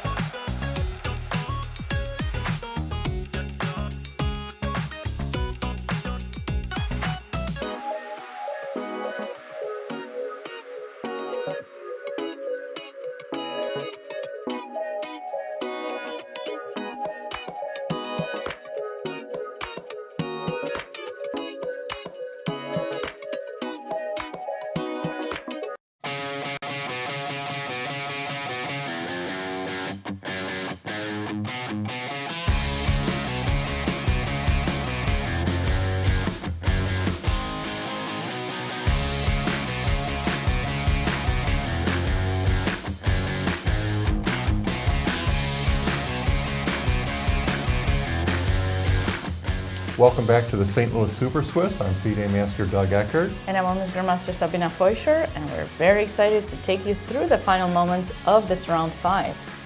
Before the break, we were getting very excited about this game. We thought we knew the result, and we made a few mistakes here and there, but this should be a winning endgame for Christopher, for black, in this position with the 2 pawns passed. It's not like you can block one. It's not an edge pawn that you can trick. And there was one idea that white could have done, but he missed it, and this should be. Yeah, I think the technique here, at least, and you, Sabina, you can correct me if I'm wrong, but I think black can threaten to bring the king over, say king f7, king g6, and then when black brings his, or white brings his king over to say f4 to try and keep the black king out, then black can cut the king with rook to e5, and then. I thought you'd give check. Or give check, yeah, right? Bring the king back and then push the pawn and bring the. Yeah, usually one of these pawns will be lost eventually, and then you will get a Lucena position. So now he's going to play king e6. Then if check, king back to f7, king g6, and then push them back and. Right, you distract the white king. You push the white king to one side of the board, and then you can make progress. So this is a relatively routine the win. good thing for black is the fact that the rook is on lateral, so it can help support those pawns to push forward. In some situations, the rook is behind one of the pawns, and I think those lines are a little bit more difficult to win for the side with the 2 pawns. Looks like we got a result in that game between Ilya Nyzhnyk and Fidel Corrales. So in this position, after rook a4, b7, so black ended up taking that pawn, and white got the king active to d5. So white probably just used the king as a restricting piece, and there's probably no way for black to progress this position, although he does want to enter with the king here. Except you can't, because the pawn on a2 is hanging. That was a nice idea, what Ilya came up with, to go rook a1, attracting that pawn to go to a2. So you would think that's the right thing to do, but maybe it wasn't.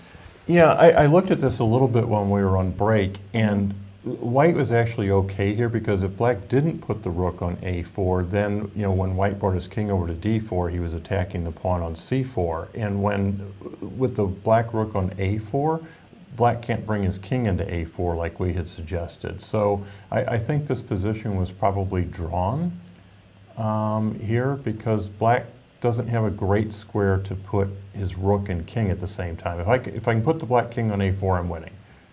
But I can't get there. Yeah, because if you play here, now we have a check, which we didn't have previously, and now you have to block your rook. Just maybe giving white even some winning ideas. Look at this. Can we go king c6 here? Let you promote and then go for the mate. I always like to show these ideas because they're nice, Yes, I mean, it is very nice, and there's really no easy way out of this for, No, so you want to still be mindful about tactical traps. It doesn't matter what kind of endgame it is. There are still traps. So. And actually, I cheated, and on the break I looked at the computer, and black has to play a2, or otherwise that happens, what you just showed. Okay, so A2 is I did not see that. No, I know you didn't, so I'm giving you full credit for saying that. It's fine. But I love these ideas because you forget about them so easily. You are so focused about winning, especially if the position changes. You think you're worse, and suddenly you get better.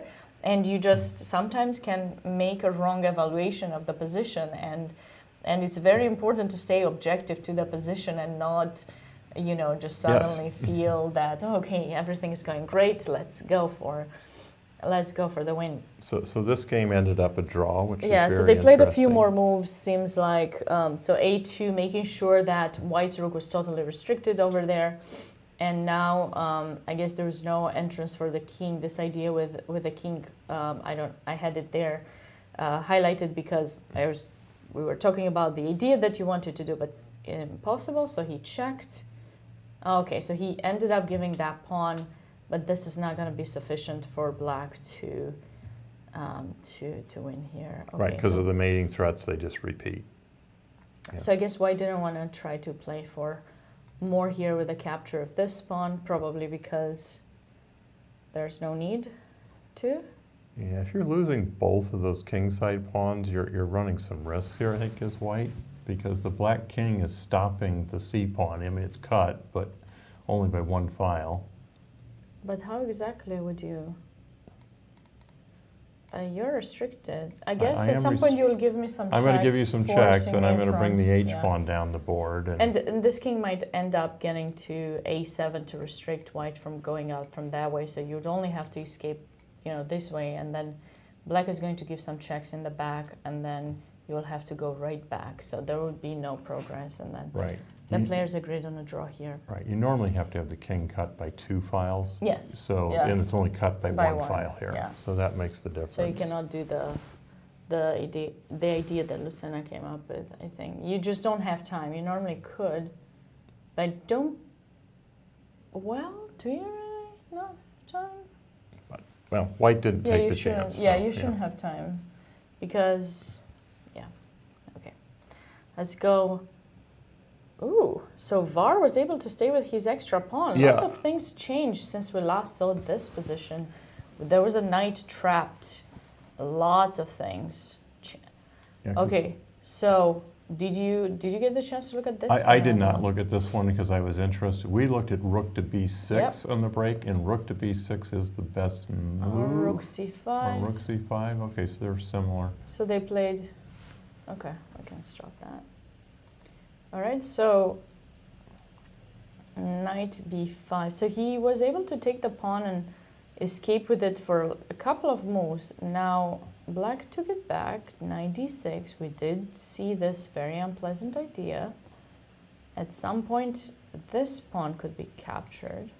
Oh, right now, not at some point. Yeah, he took it right away. He took it right away, and then rook d1. So he stays with an extra pawn, and then they got into this endgame, very famous 4 versus 3 endgame.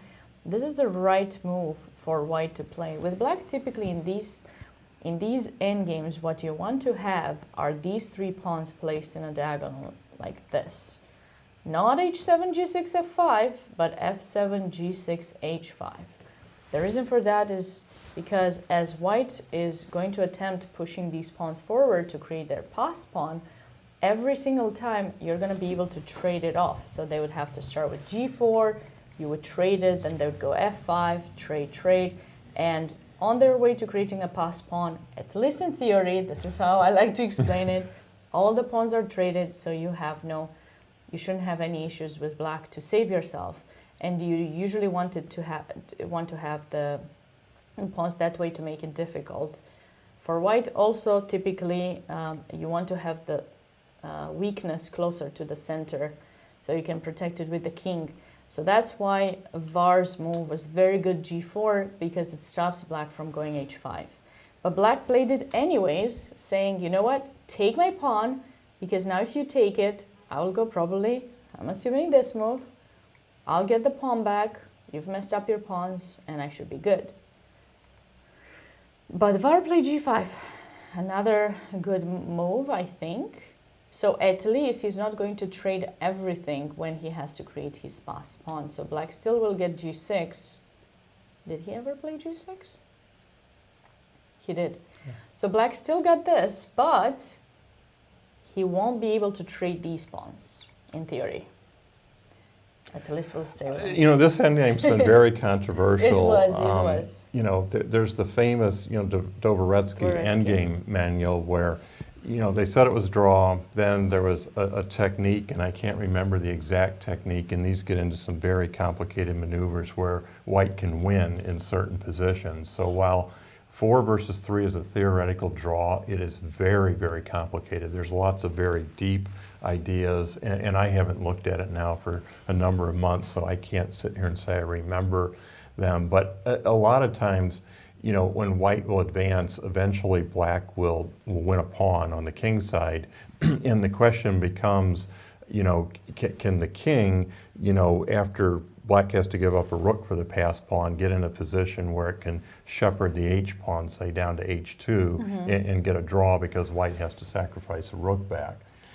I don't think you really want to have that h4 pawn sitting there is white in this position as a weakness, because if black can, put his rook on, say, h1 in some lines, or g1 and g4, and you have to constantly guard that pawn, I would think that's helping black to draw this position.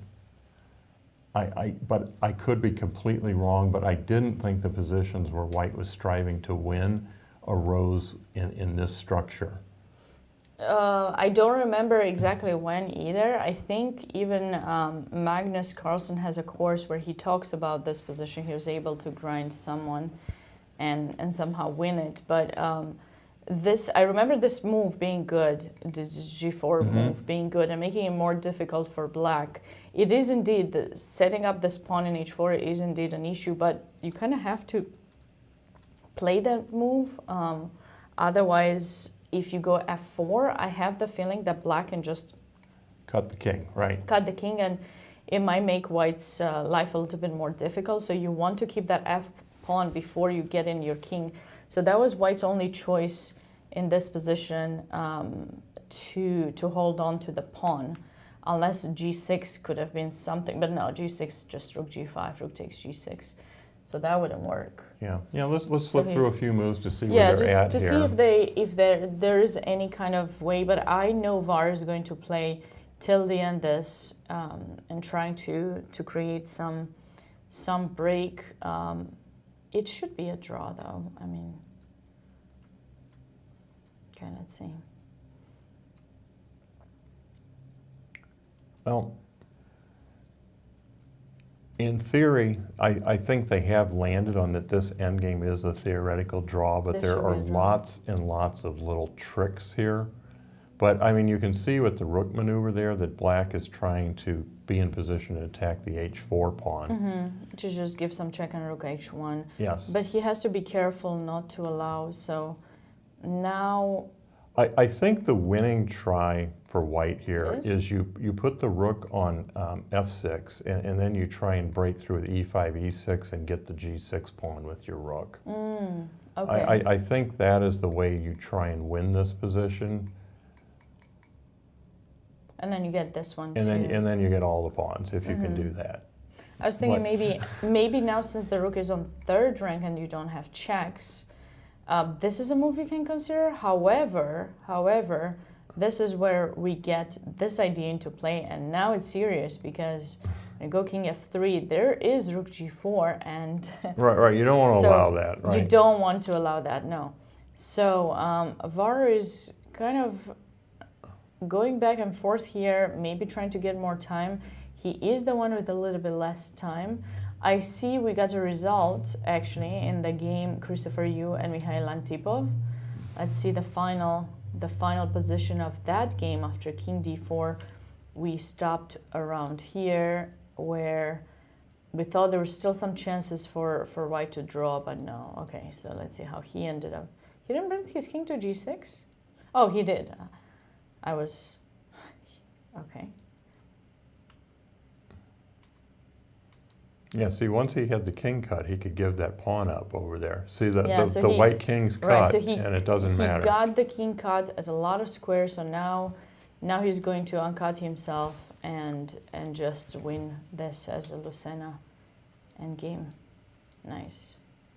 Okay, this was a very nice maneuver for everyone. Let's play it out again. So rook to d1, he keeps the king in c7 so that there's no rook b6. The rook comes back to get himself uncut, and now he went back to restricting white's king 3 files away from that pawn, which means that white won't have sufficient time to do something like this, which is quite a typical idea where you're trying to uncut yourself, but you're way too far.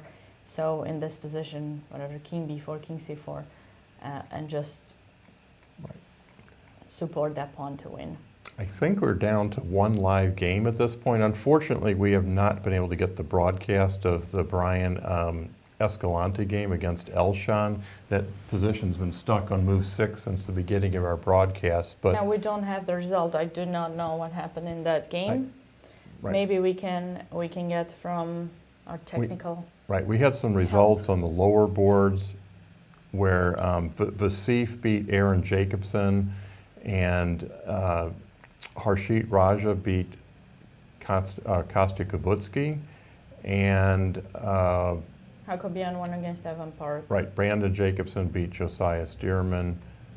So those games are done. So I think the only live game that we still have left is the Bar Akobian ending here, and they've been maneuvering. And like I said, I think the only real winning try here is to put the rook on f6 and try e5, e6 here. That seems to be the only possible way, which I have the feeling he might do because he brought his rook back. So unless the position has repeated 3 times, that's probably going to be the next thing. Right, and we're trying to round out an interview as we're talking here, so hopefully in the next couple minutes we will get an interview. These players are very short on time, so you know, I don't know that there's another idea to try here as white in this position. No, you cannot really enter with the king. Okay, you just want to go to f4. Where is he trying to bring in the king? Maybe he's trying to take advantage of the fact that he took the furthest file, and now if you give a check to go here, and is he planning to go for this? I think you want to play rook f6 again. You want to guard, you don't want to give up that h4 pawn. So he just brought the king a little bit closer. He's trying to get this rook out of the way. But it's not going to be easy. Right. Because now he's really far from the pawn, so I mean, I can still... You're not going to place your rook in f4, are you? No, I'm still going to try my idea of e4 or e5, e6, but rook h4 and I get the pawn right away, so I'm just doing a trade there. I'm not making progress. Can I play f4, f5? Oh, you want to play f4 yeah, I'm wondering, right. So I don't think so. No, before you play e5. Sorry. Yeah, I was changing my mind on what I wanted to do. Okay. Yeah, I'm not a big fan of the king being on c5 because I don't know that this king actually helps with anything for being there. Right, right. Yeah, I think you needed to try this idea. I think he's bringing it back though. I think he just went there a little bit and then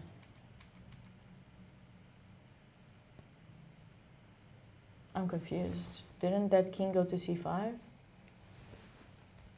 No. we got new moves. Looks like king c5 was never played. It just seemed probably he was thinking to go there and he came back. They don't have much time. Specifically, VAR only has 1 minute, so maybe he was thinking to go to c5 and then he was like, no, this doesn't quite help me. So are they going to agree on a draw in this position? Is he not going to try further? I'm really surprised if he wouldn't try, because I really don't think there's any risk if you try this idea. I'm suggesting a rook f6 and then e6 there.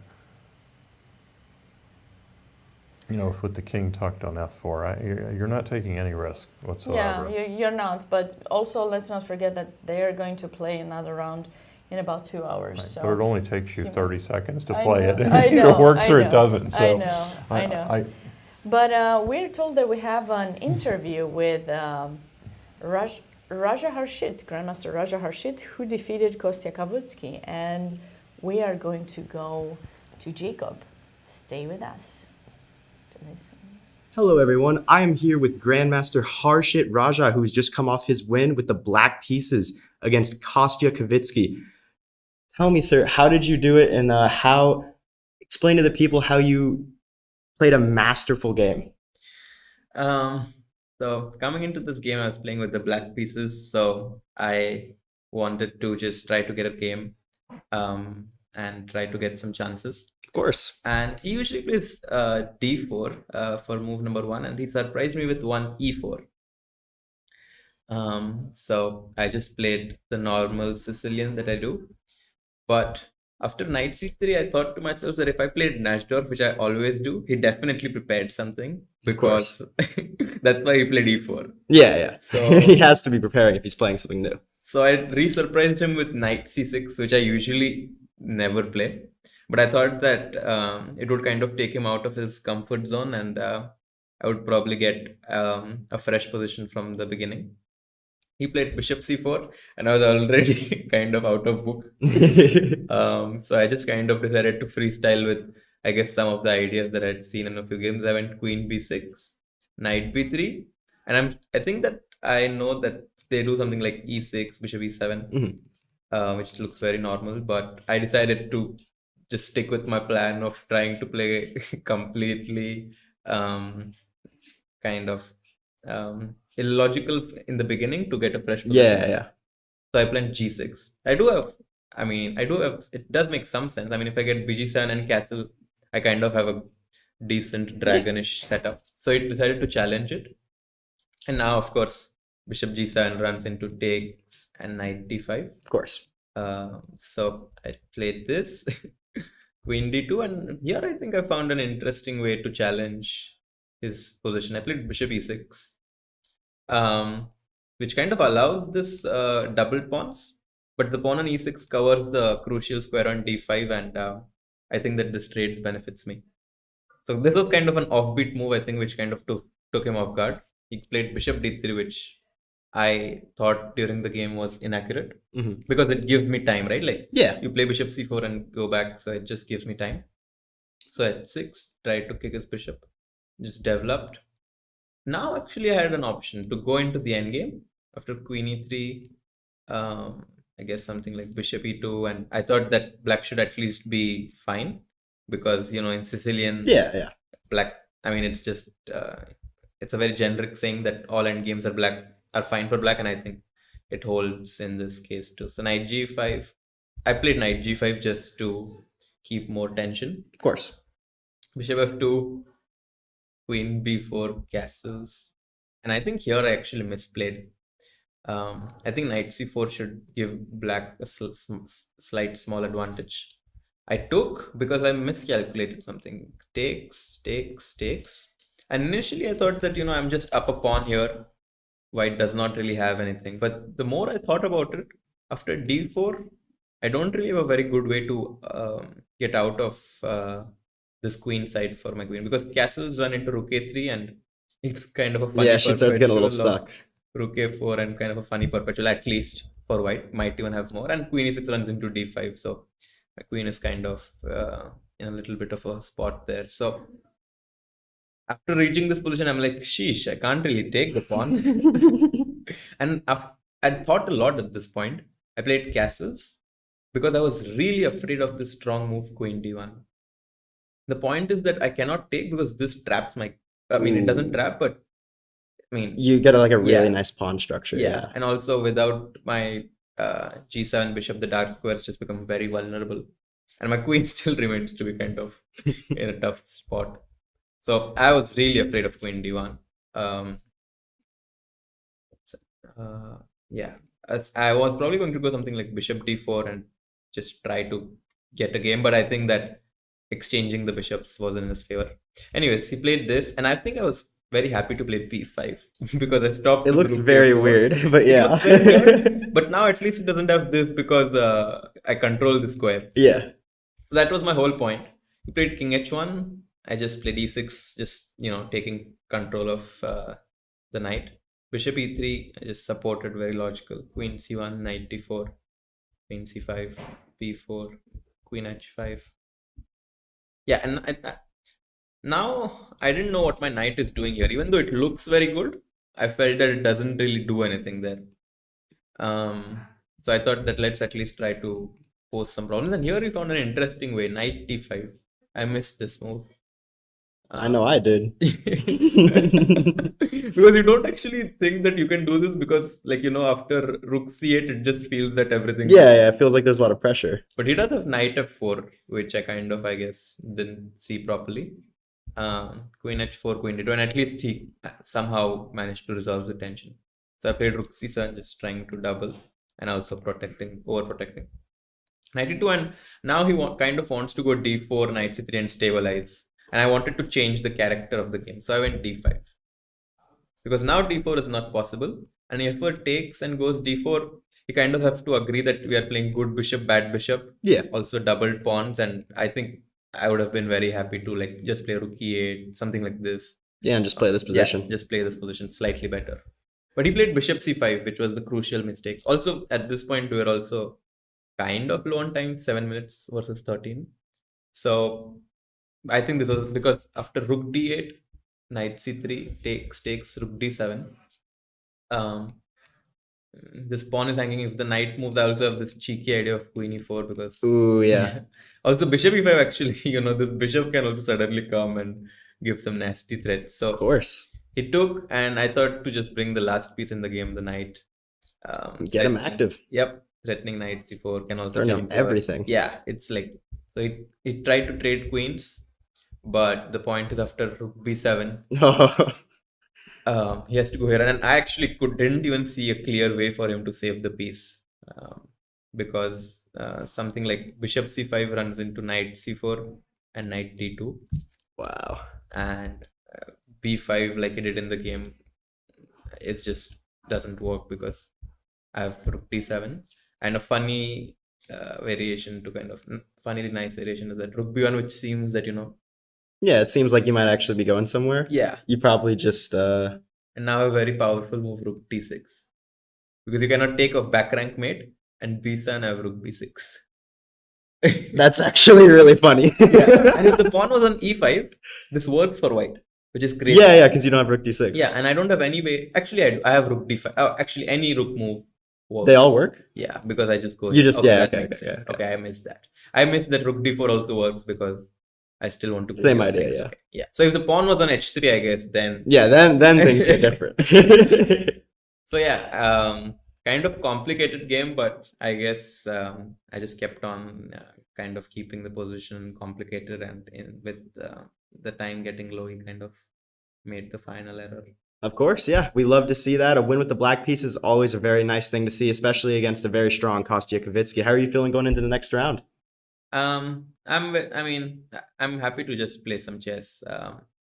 During school, it's never easy to play a lot of chess, but Yeah. this tournament gave the opportunity to play against some really strong players. So, Yeah, we love to hear that. And we I'm love to happy. help out. Yeah. Thanks for coming on, man. For sure, yeah. Thank you. All right, what a nice interview. Thank you so much for bringing Grandmaster Raja Harshit to us and to the viewers, Jacob. Thank you for that. All right, so that was a nice game. Yeah, that, yeah, it was that a he won. We ver- didn't get the chance to look at it. Unfortunately, we're really focused on the top games. There's some very interesting, but his game was interesting too. Right. It was a very good game. We've had some very exciting games today. I think, we looked at some great games. And right now, we're not seeing a final result in VAR Akobian's game with Dennis, but we stopped having moves transmitted to us. So I'm assuming that game's going to end in a draw. And it is a draw officially, we understand. We were told, yeah. And I looked at, in the break, I had this idea of rook f6 and e5, e6, but the very simple way for black to stop that idea is to, first of all, you have to bring your king over to prevent the h4 pawn being taken, and then white can shuffle his rook between the h1 square and the e1 square.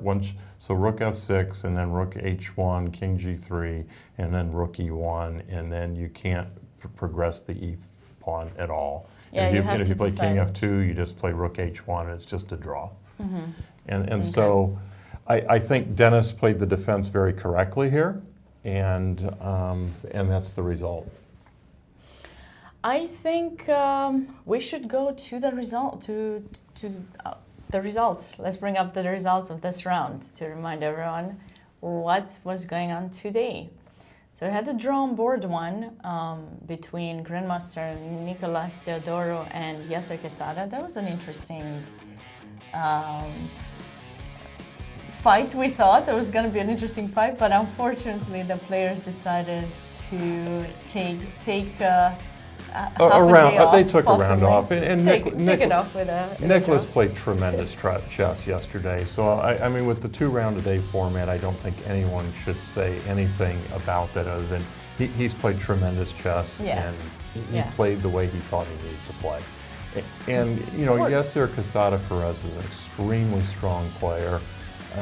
So to beat him is going to take another monumental effort, and if you're a little bit tired, That's It's true. not a bad decision. But with that draw, Theodorou was joined in the lead by young Grandmaster Christopher Yu. They're both on 4 points, and Christopher Yu took down Grandmaster Mikhail Antipov with that beautiful game that we thought he was familiar with the opening a little bit. He played a little bit too fast, and we were worried about him, but he made this interesting pawn sacrifice, and then things just got...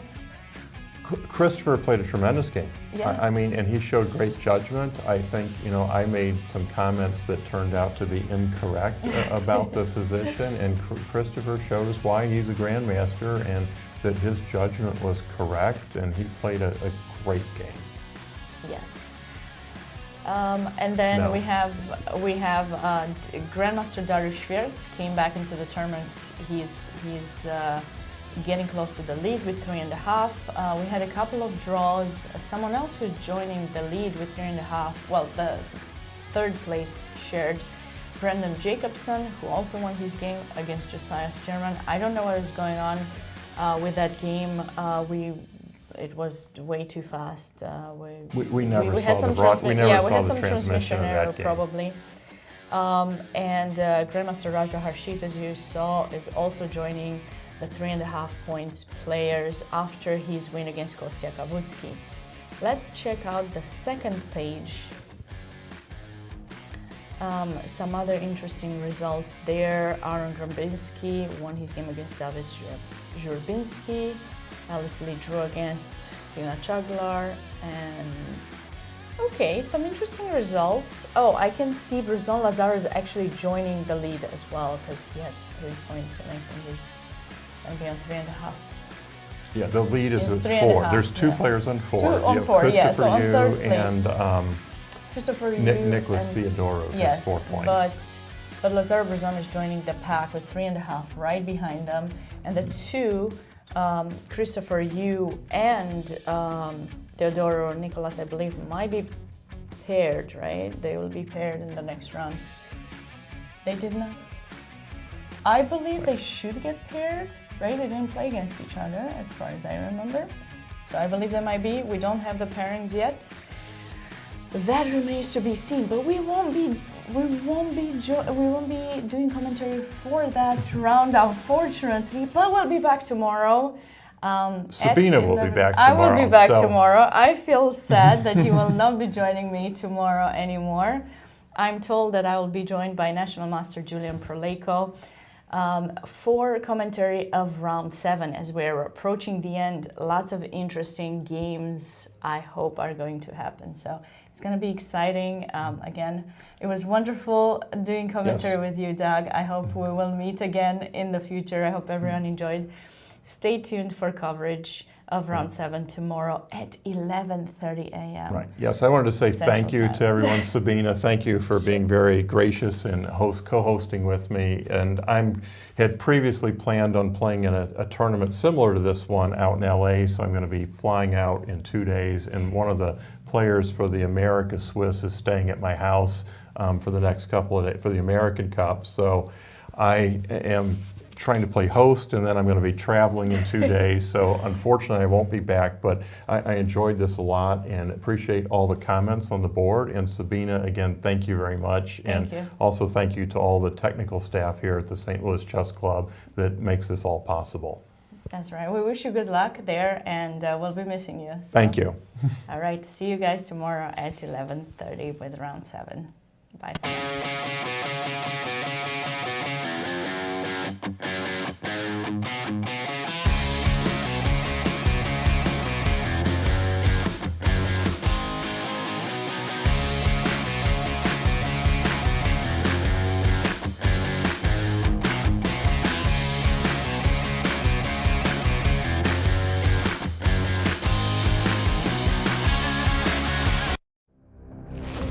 The St. Louis Chess Club's 2023 chess season launches in March for the 2nd annual American Cup. World-class chess masters will gather in the chess capital of America, St. Louis, Missouri, to compete in a double elimination tournament for a combined $300,000 in prizes. We will cover all the action live from the World Chess Hall of Fame from March 17th through March 26th. Tune in for the best game in chess streaming live. For more information, visit uschesschamps.com.